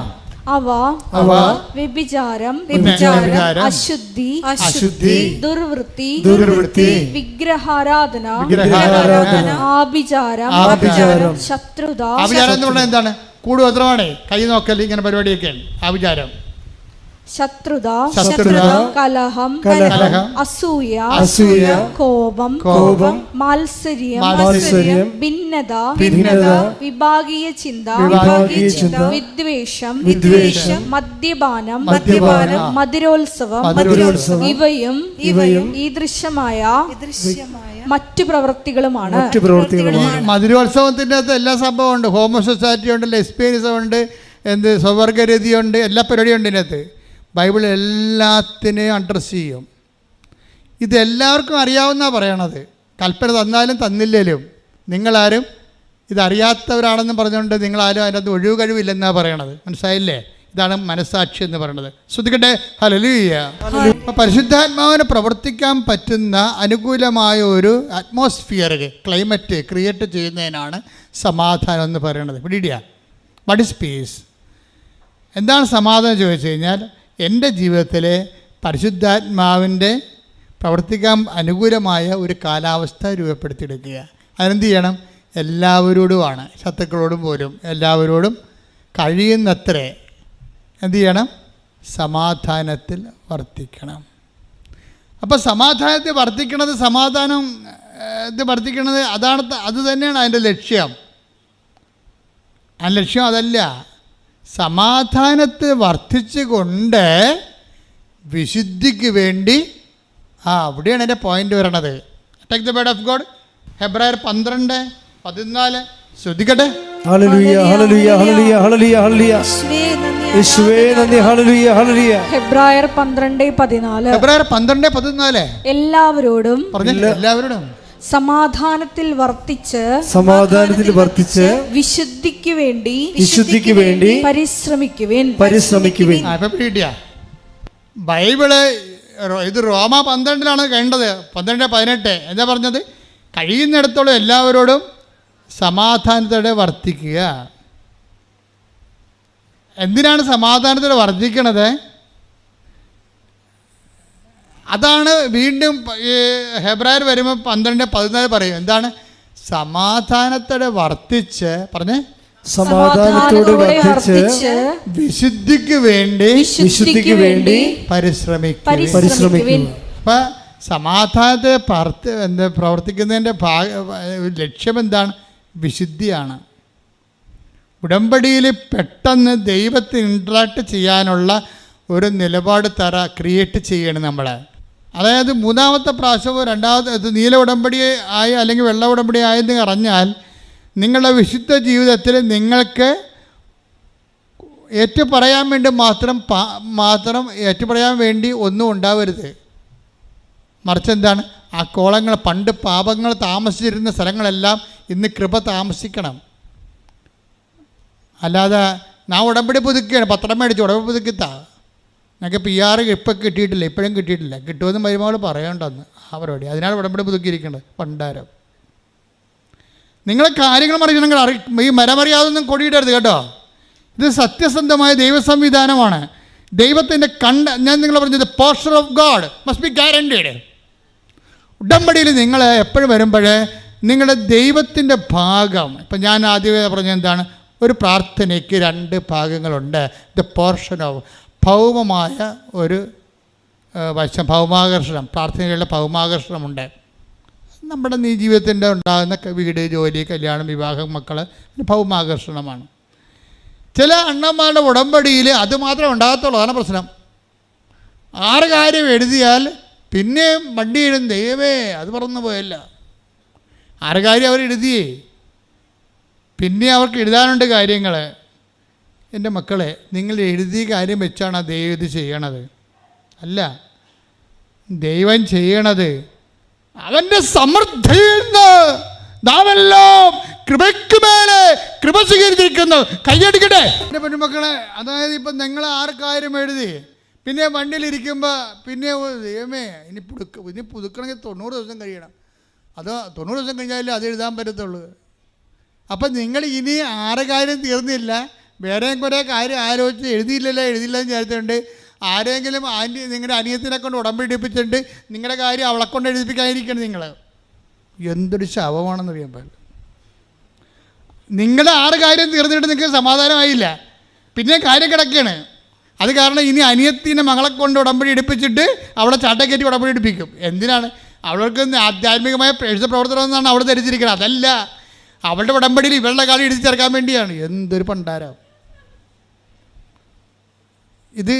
ഭൗമാകർഷണമാണ് മുഴുവനും. പൊങ്ങത്തില്ല, പറയാർത്ഥം മുള്ളോട്ട് പോകത്തില്ല. ദൈവാകർഷണത്തിൻ്റെ കണ്ടൻറ്റ് അവിടെ വേണം. ദൈവത്തിന് എന്താണ് പ്രയോജനം? അതാണ് വിഷയം. നിങ്ങളുടെ ഓരോ ഉടമ്പടി കണ്ടൻറ്റിൽ എഴുതുമ്പോൾ, ഇൻറ്റൻഷൻ എഴുതുമ്പോൾ, നിയോഗം എഴുതുമ്പോൾ ഇതിന് ദൈവത്തിന് എന്താ പ്രയോജനമെന്നുള്ള ദൈവത്തിൻ്റെ ഭാഗം എടുത്ത് ലാഭം എടുത്ത് മാറ്റി വയ്ക്കും. ഈ കച്ചവടത്തിൽ, ഈ വിനിമയത്തിൽ ആദ്യമേ തന്നെ ദൈവത്തിൻ്റെ ഭാഗ്യം എടുത്ത് മാറ്റി വെച്ചേക്കണം. എന്നാൽ പിന്നെ ഈ സാധനം പെട്ടെന്ന് പൊങ്ങും. മനസ്സിലായില്ലേ? ഉടമ്പടി ഞാനും പറഞ്ഞ പോലെ ഒരു ആധ്യാത്മികമായ ഒരു ജ്ഞാനസൂത്രമാണ്. ഈ ജ്ഞാനസൂത്രത്തിൽ ബുദ്ധിപരമായിട്ട് ആധ്യാത്മിക ബുദ്ധി ഉപയോഗിച്ചുകൊണ്ട് വേണം ഈ സംഭവത്തെ പ്ലേസ് ചെയ്യാൻ. നമ്മൾ ബൈബിൾ വായിക്കണമെന്ന് പറയണതും ബൈബിൾ പ്രഭാഷണം കേൾക്കണതിൻ്റെ ഉദ്ദേശം എന്താണ്? ലൈഫിൻ്റെ അനുഭവങ്ങളെ എങ്ങനെ കൺവേർട്ട് ചെയ്ത് കൃപയാക്കാൻ പറ്റും. നല്ല അനുഭവങ്ങളിൽ നിന്ന് നമുക്ക് കൃപയുടെ ഇൻകമുണ്ട്, അതുപോലെ തന്നെ മോശ അനുഭവങ്ങളിൽ നിന്ന് ഇൻകമുണ്ട്. മോശ അനുഭവങ്ങളിൽ നിന്നാണ് ഏറ്റവും കൂടുതൽ ഇൻകം ഉള്ളത്, കൃപയുടെ വരവുള്ളത്. കാര്യം എന്താ? ദൈവത്തിൻ്റെ സമൃദ്ധിയല്ലേ. അപ്പോൾ ദൈവത്തിൻ്റെ സമൃദ്ധി എന്ന് പറയുമ്പോൾ ദൈവത്തെ സംബന്ധിച്ചിടത്തോളം എല്ലാത്തിലും നമ്മളെടുക്കുന്ന ഒരു പ്രോഗ്രാം ചെയ്യണ പോലെ ഇരിക്കും. നമ്മളെടുക്കുന്ന എല്ലാ വിഷയവും ക്രിസ്തുവാണ് അതിൻ്റെ അകത്ത് അടിസ്ഥാനപ്പെടുത്തിയിരിക്കണമെന്നുണ്ടെങ്കിൽ നമ്മൾക്ക് എല്ലാ ക്ലേശങ്ങളെയും കൺവേർട്ട് ചെയ്ത് കൃപയാക്കാൻ പറ്റും. കൃപ എന്ന് പറയുന്നത് ദൈവത്തിൻ്റെ ശക്തിയാണ്. ഒരേ സമയം തന്നെ ഈ കൃപ വർദ്ധിക്കുന്ന അനുസരിച്ചാണ് ശക്തി സാന്നിധ്യമായിട്ട് അവതരിക്കുന്നത്. ഉടമ്പടിയിൽ എപ്പോഴും സാന്നിധ്യമുണ്ട്, അറിയാമല്ലോ. നിങ്ങൾക്ക് കൃപ വർദ്ധിക്കുന്ന അനുസരിച്ച് കൊണ്ട് ഈ ശക്തി, ദൈവത്തിൻ്റെ കൃപ. ഇപ്പോൾ 1 കൊറിന്ത്യസ് 12:9 എന്താണ്? ദൈവത്തിൻ്റെ ശക്തി ആണ് കൃപയെന്ന് അവിടെ പറയുന്നുണ്ട്. Take the word of God. ശ്രദ്ധിക്കട്ടെ. ഹല്ലേലൂയ, ഹല്ലേലൂയ, ഹല്ലേലൂയ, ഹല്ലേലൂയ, ഹല്ലേലൂയ, ഹല്ലേലൂയ. 2 കൊരിന്തോസ് 12:9. 2 കൊരിന്ത്യസ് 12:9. എന്നാൽ അവിടുന്ന് എന്നോട് അരുൾ ചെയ്തു. എന്നാൽ അവിടുന്ന് എന്നോട് അരുളി ചെയ്തു, നിനക്ക് എൻ്റെ കൃപ മതി.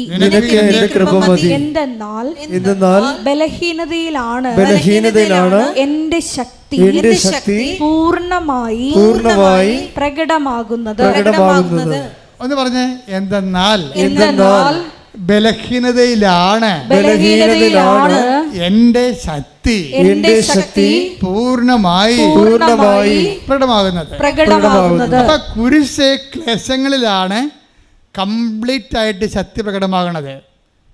എന്ന് വെച്ചാൽ ദുഃഖാനുഭവങ്ങളിലാണ് കൃപയ്ക്ക് കൂടുതൽ സാധ്യതയുള്ളത്, സന്തോഷാനുഭവങ്ങളല്ല. മനസ്സിലായില്ലേ? അതുകൊണ്ടാണ് ഞാൻ ബലഹീനനായിരിക്കുമ്പോഴാണ് Take the word of God. ഞാൻ ശക്തനായിരിക്കട്ടെ. Take the word of God. 2 കൊരിന്തോസ് 12:10. 2 കൊരിന്തോസ് 12:10. അതുകൊണ്ട് ബലഹീനതകളിലും ആക്ഷേപങ്ങളിലും ഞെരുക്കങ്ങളിലും പീഡനങ്ങളിലും അത്യാഹിതങ്ങളിലും ഞാൻ ക്രിസ്തുവിനെ പ്രതി സന്തുഷ്ടനാണ്. എന്തെന്നാൽ ബലഹീനനായിരിക്കുമ്പോഴാണ് ഞാൻ ശക്തനായിരിക്കുന്നത്. ക്രിസ്തുവിനെ ലക്ഷ്യം വെച്ച് കഴിഞ്ഞാൽ അത്യാഹിതം, ഉരുളപൊട്ടലായാലും ശരി, വേറെ എന്ത് അത്യാഹിതമായാലും ശരി, അതിനെല്ലാം ബൈബിൾ അഡ്രസ്സ് ചെയ്യുന്നുണ്ട്. ബൈബിൾ നിങ്ങളുടെ ദുഃഖങ്ങളുടെയും ദുരിതങ്ങളെയും ദുരന്തങ്ങളെയും എല്ലാം അഡ്രസ്സ് ചെയ്യും.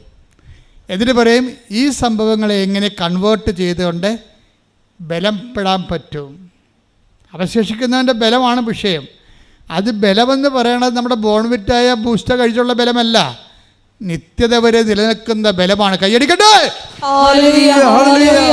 ദുരിതങ്ങളും ദുരിത സാഹചര്യങ്ങളും 16:23 അനുസരിച്ചുകൊണ്ട് യോഹന്നാൻ take the word of God, ലോകത്തിലായിരിക്കുമ്പോൾ നിങ്ങൾക്ക് ഞെരുക്കങ്ങൾ ഉണ്ടാകും.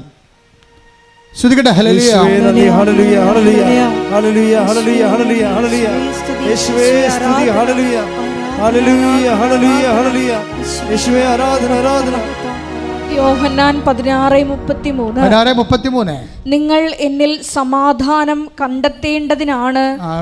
ഇവിടെ സമാധാനം മനുഷ്യൻ കണ്ടെത്തേണ്ട ആരെല്ലാണ്? ക്രിസ്തുവിലെ. എന്താ കാര്യം? ലോകത്തിൽ നിങ്ങൾക്ക് ഞെരുക്കങ്ങൾ ഉണ്ടാകും. പറഞ്ഞേ, ലോകത്തിൽ നിങ്ങൾക്ക് ഞെരുക്കങ്ങൾ ഉണ്ടാകും, എങ്കിലും ധൈര്യമായിരിക്കുവിൻ. ഇപ്പൊ എന്നിൽ സമാധാനം കണ്ടെത്തേണ്ടതിനാണ് എന്ന് പറഞ്ഞിട്ട് എങ്കിലും ധൈര്യമായിരിക്കാൻ പറയുമ്പോൾ ആ ധൈര്യം ആരിലാണ് നമ്മൾ കണ്ടെത്തേണ്ടത്? ക്രിസ്തുവിൽ. കൈയ്യടിക്കട്ടെ. ശ്രദ്ധിക്കട്ടെ.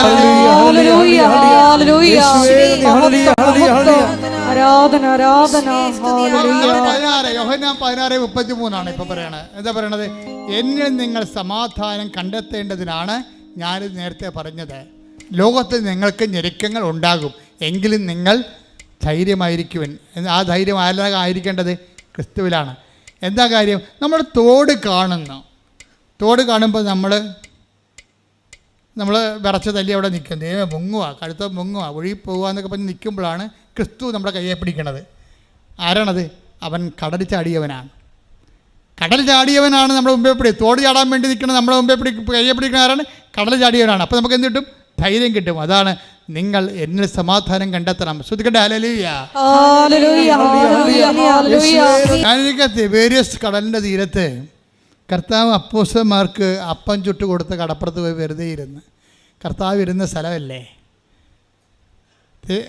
അപ്പം തിബേരിയസ് കടലിൻ്റെ തീരത്ത് കർത്താവ് അപ്പം കനലിൽ വെച്ചു, മീനെ കനലിൽ വെച്ച് ചുട്ട് കൊടുത്തുകൊണ്ടിരിക്കുന്ന സമയമുണ്ട് വെളുപ്പയും കാലത്ത്. അപ്പം അവിടെ പോയി വെറുതെ ഇരുന്ന്. കാരണം അപ്പം ഞാനിരുന്നത് പക്ഷെ വൈകുന്നേരമാണ്. ഇരിക്കേണ്ടി ഇരുന്നത് ശരിക്കും വെളുപ്പാൻ കാലത്താണ്. അപ്പം ഞാൻ ഗലീലെ കടലിലേക്ക് ഇങ്ങനെ നോക്കുമ്പോൾ ഞാൻ 10 ദിവസം എവിടെ വെച്ചായിരിക്കും ചാടിയിരിക്കണത്. കർത്താവിനെ കണ്ടപ്പോഴേ തുണി കളഞ്ഞ് ഇല്ലാതിരുന്ന അവൻ തുണി എടുത്തുകൊണ്ട് വെള്ളത്തിലോട്ട് ചാടിയെന്ന് പറഞ്ഞില്ലേ? ചാടിയിട്ടാണല്ലോ അവൻ നീന്തി പിന്നെ കരകയറി നടന്നു വരുന്നത്. കർത്താവിനെ കണ്ടപ്പോൾ അവൻ ചാടിയില്ലേ?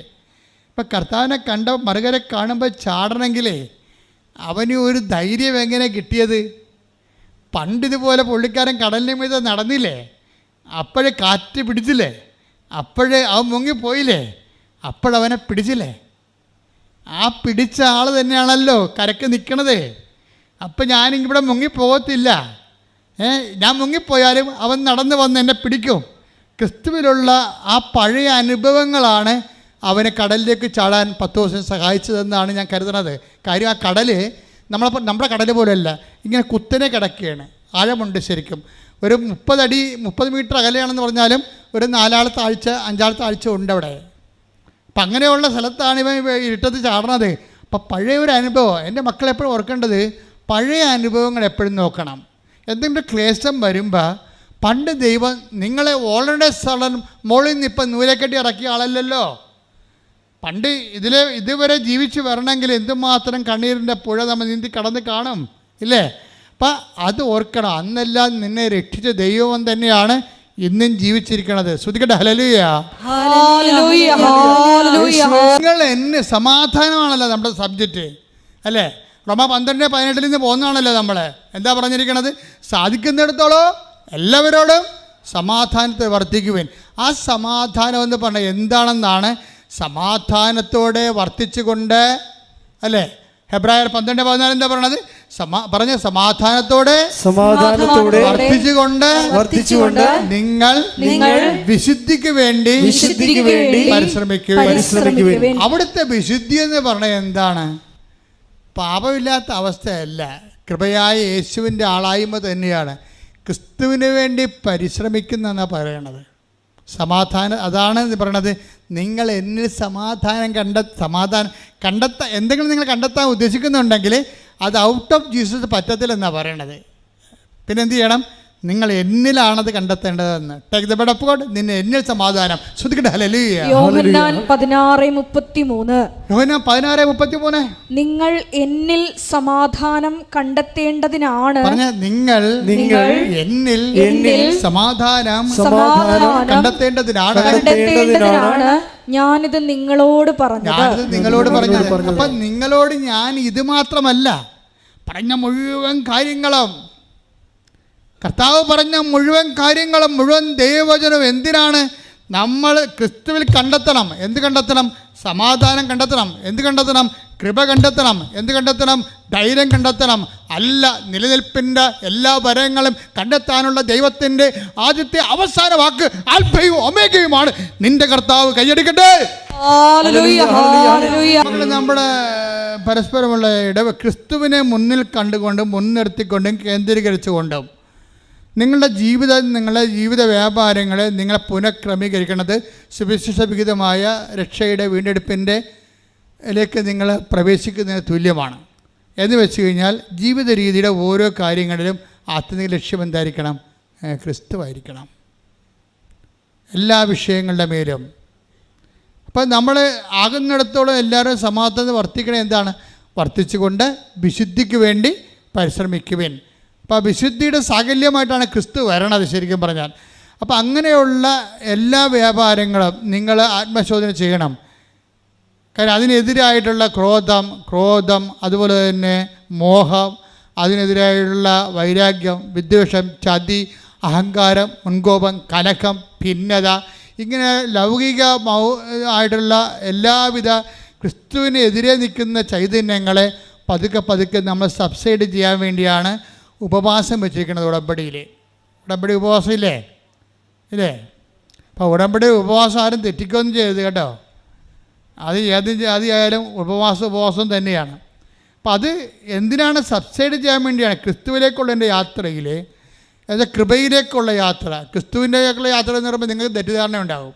അതല്ല, ഒരു മനുഷ്യൻ ഇഹത്തിലും പരത്തിലും ഒരു വിഷയത്തെ കൈകാര്യം ചെയ്യുന്നത് കൃപയെന്ന ആത്മീയ ബലം കൊണ്ടാണ്. ആ ബലത്തെ സമൃദ്ധിയാകാൻ വേണ്ടിയുള്ള ഒരു ക്രമീകരണങ്ങളാണ്, ആത്മീയ ക്രമീകരണങ്ങളാണ് ഉടമ്പടി നിങ്ങൾ നിർവഹിച്ചു കൊണ്ടേയിരിക്കുന്നത്. അതുകൊണ്ട് തന്നെ അതിനെ ബൂസ്റ്റ് ചെയ്യാനും അതിനെ എൻഹാൻസ് ചെയ്യാൻ പറ്റുന്ന രീതിയിലുള്ള പ്രേക്ഷിത പ്രവർത്തനങ്ങൾ, അതുപോലെ തന്നെ അതിനുള്ള ഉപവി പ്രവർത്തനങ്ങൾ, അങ്ങനെ എല്ലാം ആകുമ്പോൾ നിങ്ങൾക്കറിയാമല്ലോ, ഞാൻ നേരത്തെ പറഞ്ഞു, നിങ്ങൾ ഈ 6 കാര്യമെന്നും പറഞ്ഞ് നിങ്ങൾ കണ്ണാക്കിടേണ്ട കാര്യമില്ല. ദൈവത്തിന് 600 കാര്യം ചെയ്യാൻ പറ്റും. നിങ്ങൾ നടക്കാത്ത വഴികളിലൂടെ നിങ്ങൾ നടത്തും. ഇപ്പോൾ കഴിഞ്ഞ ദിവസങ്ങളിലെ സാബു എന്നും പറഞ്ഞൊരു മനുഷ്യൻ ഒരു സാക്ഷ്യം പറഞ്ഞു. അപ്പോൾ അവന് ഭയങ്കര കടവാണ്. ഉടമ്പടി എടുക്കണ മുമ്പ് അവന് ചെറിയൊരു പന്നി വളർത്തലൊക്കെ ഉണ്ടായിരുന്നു.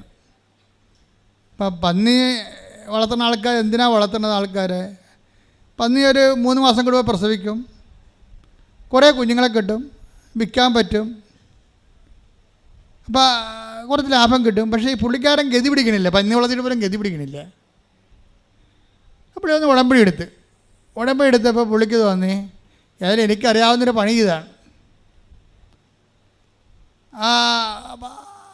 ആ പണി പുള്ളി ചെയ്തപ്പോഴും ദൈവം എന്ത് ചെയ്യുന്നു വെച്ചാൽ അതിനെ ദൈവം ആശീർവദിച്ചപ്പോൾ സാബ് പറയണത്, ഞാൻ പന്നി വളർത്തി നല്ല പരിചയമുള്ള ആളാണ്, പക്ഷെ അത് നഷ്ടപ്പെട്ടു പോണ സമയത്താണ് ഞാൻ ഉടമ്പടി എടുത്തു കഴിഞ്ഞപ്പോൾ സാധാരണ 3 മാസം 21 ദിവസമാണ് പന്നി പ്രസവിക്കണത്. എൻ്റെ പന്നി ഇപ്പം 3 മാസം തികയുന്ന മുമ്പ് തന്നെ പ്രസവിക്കാൻ തുടങ്ങിയെന്ന്. എനിക്ക് അർത്ഥം മനസ്സിലായില്ല എൻ്റെ. എന്ന് വെച്ച് കഴിഞ്ഞാൽ വരുമാനം കൂട്ടാൻ വേണ്ടി ദൈവം പ്രത്യേകമായ അതിൻ്റെ ജനുസ് തന്നെ മാറ്റിക്കളയുകയാണ്.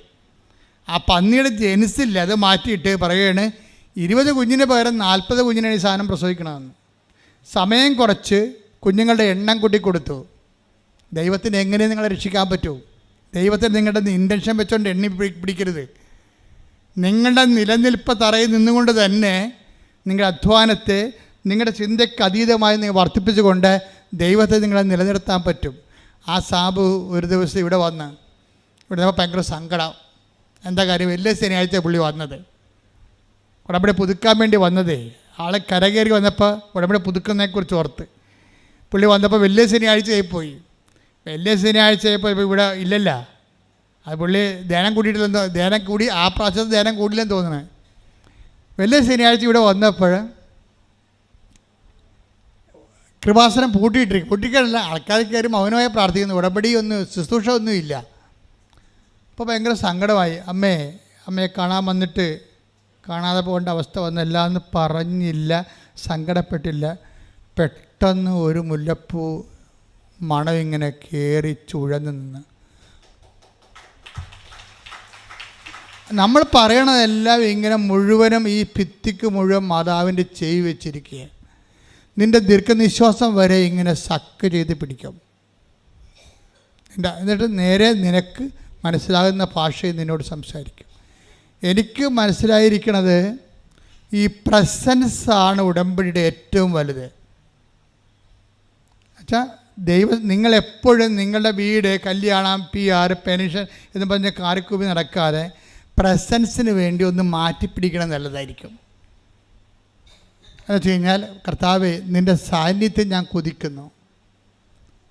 ഒന്ന് പ്രാർത്ഥിച്ച് നെഞ്ചത്ത് കൈവച്ച് പ്രാർത്ഥിച്ച്, കർത്താവേ അമ്മേ പരിശുദ്ധമ്മേ, എന്റെ ഉടമ്പടി ജീവിതത്തിലൂടെ അമ്മയുടെയും ഈശോയുടെയും സാന്നിധ്യവും അനുഭവിക്കുവാൻ എന്നെ സാക്ഷിയാക്കണം. അങ്ങനെ സാന്നിധ്യത്തിന്റെ സാക്ഷിയാക്കി എന്നെ വളർത്തണം. പ്രിയപ്പെട്ടവരെ, ഇതാണ് അതായത് നിങ്ങളെ ദൈവത്തിൻ്റെ സാന്നിധ്യത്തിന്. ഇപ്പം നമ്മൾ മോളുടെ ജോസ്മിയുടെ കാര്യം പറഞ്ഞില്ലേ, ജോസ്മി ഇവിടെ വരുമ്പോൾ ഉടമ്പടി എടുക്കാൻ വരുമ്പോൾ എങ്ങനെയാണ് ജോസ്മിയുടെ ഒരു കിഡ്നി മുറിച്ച് കളഞ്ഞു ഇല്ലേ? പിന്നെ എന്താ ഡോക്ടർ പറഞ്ഞത്? മൂത്രസഞ്ചിയിൽ കുടലരിഞ്ഞിട്ട് മൂത്രസഞ്ചി വെച്ച് പിടിപ്പിക്കണമെന്ന് പറഞ്ഞു. അപ്പോൾ ഭയങ്കര ഡ്രാസ്റ്റിക്കായിട്ട് ലാസ്റ്റ് മൂമെൻ്റ് ആയിട്ട് പോവുകയാണ്. അപ്പോൾ ജോസ്മിക്ക് എന്താ സംഭവിച്ചത്? അവിടെ സാന്നിധ്യമാവുന്നത്. അവൾ ഇവിടെ വന്ന് ഉടമ്പടി എടുത്ത് ചീട്ട് മേടിച്ച് അൾത്താരെ വന്ന്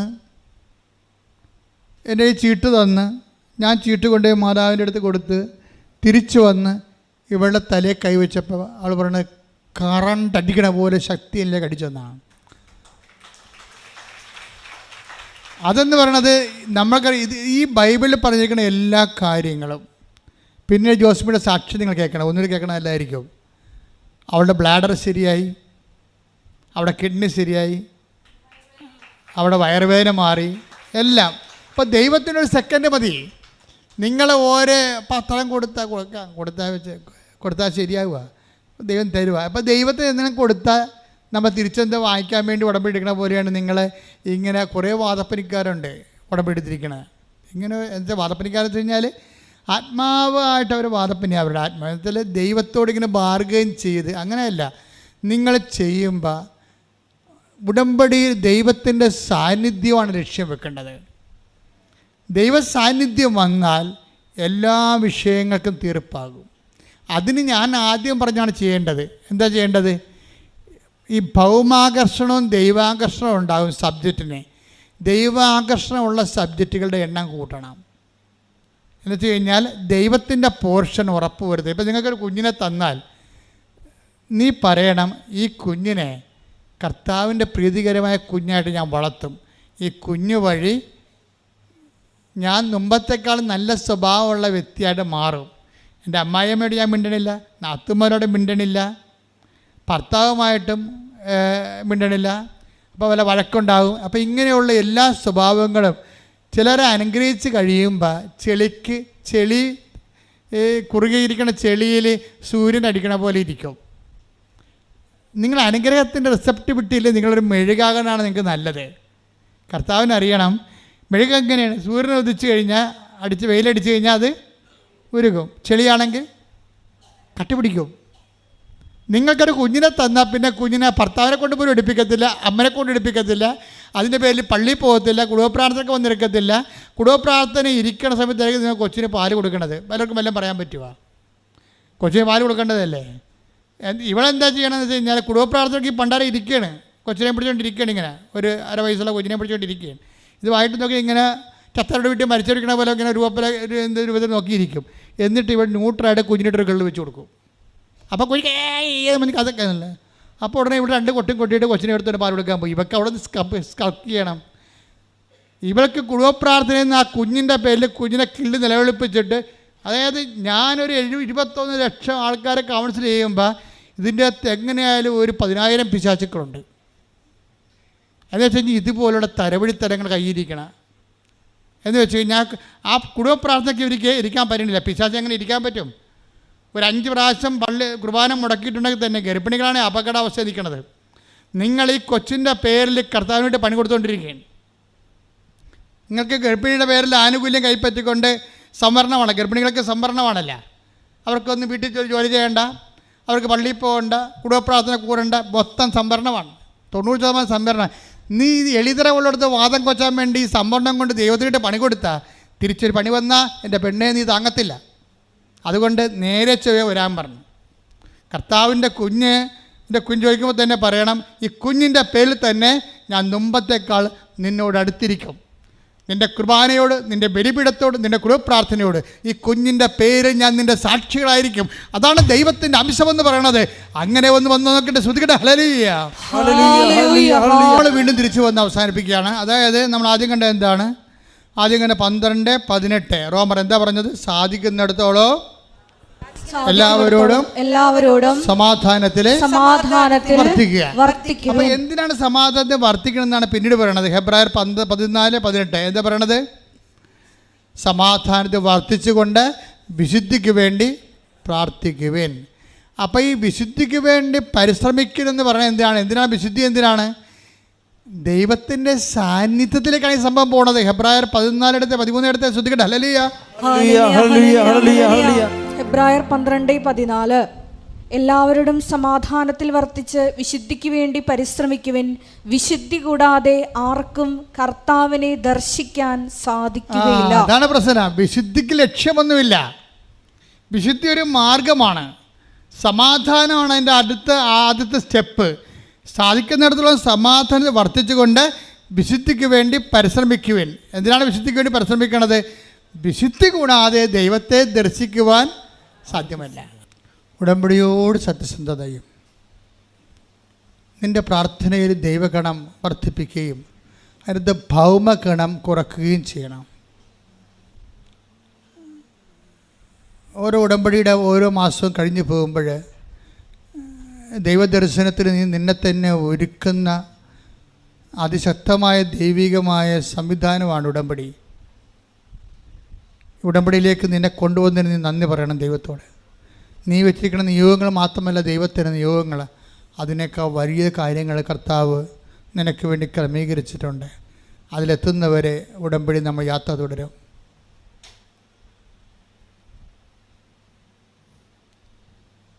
യാത്രയ്ക്ക് ഒരു അന്ത്യമില്ല, നിനക്കറിയാമല്ലോ. നമ്മുടെ യാത്രയും നമ്മുടെ ഓട്ടവും ഒക്കെ, നമ്മുടെ ഓട്ടം വട്ടത്തിലല്ല കേട്ടോ, നീളത്തിലാണേ. ഇപ്പോൾ ഒളിമ്പിക്സിൻ്റെ കാലത്ത് നമ്മളെപ്പോഴും നോക്കുമ്പോൾ ആൾക്കാർ വട്ടത്തിൽ ഓടണം കാണാം. ഈ ഭൂമി കിടന്ന് മനുഷ്യനെ വട്ടത്തിൽ ഓടാനേ പറ്റത്തുള്ളൂ. ഭൂമിയിലുള്ള മനുഷ്യൻ ക്രിസ്തു വരെ എല്ലാം വട്ടത്തിൽ തന്നെ ഓടിക്കൊണ്ടിരുന്നത്. ഓടിയ പാട്ടിൽ തന്നെ പിന്നെയും വന്നെത്തും. അതാണ് ട്രാക്കെന്ന് പറയണത്. പക്ഷേ ക്രിസ്തു ആ വട്ടത്തിൽ നിന്ന് ചാൽ മാറ്റിയിട്ട് നിത്യത വരെ ഓടാനുള്ള വഴി തുറന്നു തന്നു. ഉടമ്പടി നിന്നെ നിത്യതയിലേക്ക് എത്തിക്കും. ഞാൻ ഈ ദിവസങ്ങളിൽ ഈ ഒളിമ്പിക്സിൻ്റെയൊക്കെ പത്തം കണ്ടപ്പോൾ എൻ്റെ മനസ്സിൽ പെട്ടെന്ന് ചിരി വന്നു.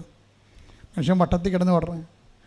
അപ്പോൾ എൻ്റെ മനസ്സിൽ വന്ന് ഓന്തോടിയ വെയിൽ വരെ, മനുഷ്യനോടിയ ഒളിമ്പിക്സ് വരെ, അത്രയേ ഉള്ളൂ. പക്ഷേ ഒരു വിശ്വാസി ഓടിയാൽ അങ്ങനെ ഒരു ആ നിത്യത വരെ ഓടും. കൈയടിച്ച് ശ്രദ്ധിക്കട്ടെ. ഹല്ലേലൂയ.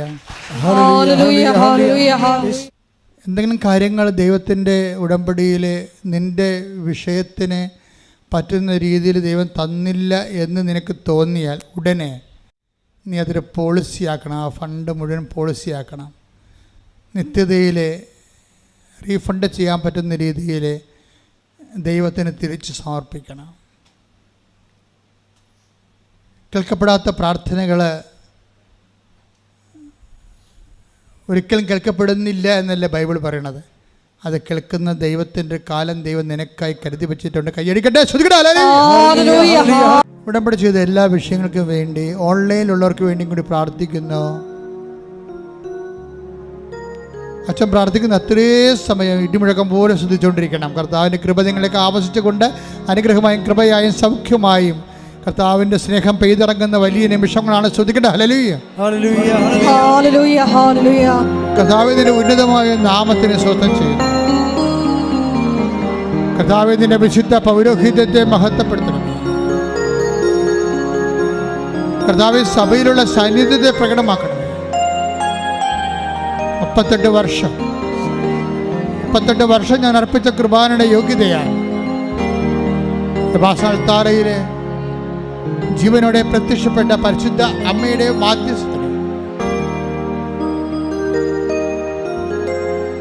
ഈ അൾത്താരയിൽ നടന്ന 10,000-കണക്കിന് ആരാധനയുടെ കൃപയിൽ ശക്തിയിൽ യേശു ക്രിസ്തുവിൻ്റെ ഉന്നതമായ നാമത്തില് മാരക രോഗങ്ങള്, തീരാവ്യാധികള്, ജീവിത ദുരിതങ്ങള്, ജീവിത തടസ്സങ്ങള് എല്ലാം യേശു ക്രിസ്തുവിൻ്റെ നാമത്തിൽ മാറിപ്പോകട്ടെ.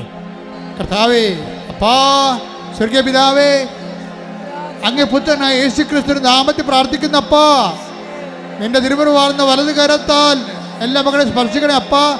അപ്പൻ്റെ കൈകൾ നീട്ടണമെന്ന് പ്രാർത്ഥിക്കുന്നു സ്വർഗീയപ്പ. എല്ലാ മക്കളെയും സ്പർശിക്കണമേ, എല്ലാ മക്കളെയും സ്പർശിക്കണമേ. ത്വക്കുകള്, ശരീരങ്ങള്, ആന്തരിക ശരീരങ്ങള്, ആന്തരിക അവയവങ്ങള്, കോശങ്ങള്, പേശികള്, നീര് കെട്ടിയ ശരീരം അപ്പാ സ്പർശിക്കണമേ. കർത്താവേ, വെള്ളം കെട്ടിയ വയറുകള് സ്പർശിക്കണമേ. കരൾ രോഗികള്, കിഡ്നി രോഗികള്, നീര് കെട്ടിയ ശരീരം, വെള്ളം കെട്ടിയ ശരീരം, ഡാമേജ് ആയിട്ടുള്ള ആന്തരിക അവയവങ്ങള് അപ്പാ സ്പർശിക്കണമേ. ദൈവത്തിന്റെ കരുണ, യേശു ക്രിസ്തുവിന്റെ കരുണ, കർത്താവിന്റെ കൃപ നിങ്ങൾക്ക് ആവശ്യിക്കട്ടെ, നിങ്ങൾക്ക് ആവശ്യിക്കട്ടെ. മാർഗരോഗങ്ങള്, തീരാവേദികള്, പാൻക്രിയാസുകള്, കരള്, കിഡ്നി, ശ്വാസകോശങ്ങള്, തൈറോയിഡുകള്, ശിരസ്, ബ്രെയിന്, ഉച്ചുമുതൽ ഉള്ളങ്കാൽ വരെ എല്ലാ കോശങ്ങളും, എല്ലാ പേശികളും, എല്ലാ ആന്തരിക അവയവങ്ങളും യേശു ക്രിസ്തുവിന്റെ നാമത്തില് സൗഖ്യം പ്രാപിക്കട്ടെ. ഗർഭാശയത്തെ സ്പർശിക്കണ കർത്താവേ, കർത്താവേ, മൂത്രാശയത്തെ സ്പർശിക്കണ കർത്താവേ, മൂത്രനാളികളെയും ഗർഭനാളികളെയും സ്പർശിക്കണ കർത്താവിന്റെ ബ്ലോക്കുകൾ യേശു ക്രിസ്തുവിന്റെ നാമത്തിൽ നീങ്ങിപ്പോകട്ടെ. ഹൃദയത്തിന്റെ കുഴലുകള്, ഭിത്തികള്, ശ്വാസകോശങ്ങള്, തന്ത്രികള് കർത്താവിന്റെ രക്തത്താൽ കുതിരട്ടെ. കണ്ണ്, മൂക്ക്, അതിന്റെ ആന്തരികമായ കേടുപാടുകള് കർത്താവിന്റെ വിശുദ്ധ രക്തത്താൽ കഴുകപ്പെടട്ടെ. കർത്താവിന്റെ വിശുദ്ധ രക്തത്താൽ കഴുകപ്പെടട്ടെ. സ്പർശിക്കണം കർത്താവേ. നീരോടെ പ്രാർത്ഥിക്കുന്ന മക്കളെ, വേദനയോടെ പ്രാർത്ഥിക്കുന്ന മക്കളെ, വിശ്വാസത്തിൽ പ്രാർത്ഥിക്കുന്ന മക്കളെ, കർത്താവേ, കർത്താവേ, അങ്ങനെ ആണിപ്പെടുത്താറുന്ന വലതുകരം, അനുഗ്രഹത്തിന്റെ അത്ഭുതകരം ഓരോ മകന്റെ മേലും മകളുടെ മേലും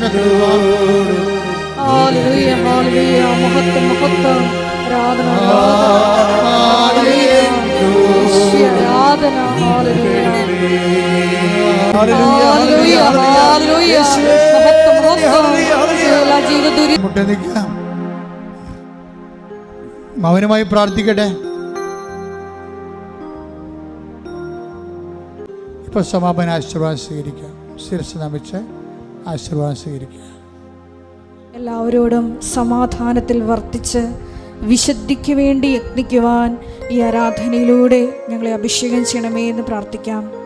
ഈശോയെ, നിന്റെ തിരഞ്ഞെടുക്കപ്പെട്ട സാക്ഷ്യഗണത്തിലേക്ക് ഞങ്ങളെയും ചേർക്കണമേ എന്ന് ഞങ്ങൾ ഒരു നിമിഷം പ്രാർത്ഥിക്കുന്നു. ജീവിതത്തിൽ എന്തെല്ലാം പ്രശ്നങ്ങളുണ്ടായാലും നിന്നിൽ മാത്രം, ക്രിസ്തുവിൽ മാത്രം സമാധാനം കണ്ടെത്താനുള്ള വലിയ കൃപയ്ക്ക് വേണ്ടി ഹൃദയത്തിൽ പ്രാർത്ഥിച്ചുകൊണ്ട് നമുക്ക് ശിരസ് നമിച്ച് ദിവ്യകാരുണ്യനാഥൻ്റെ ആശീർവാദം സ്വീകരിക്കാം.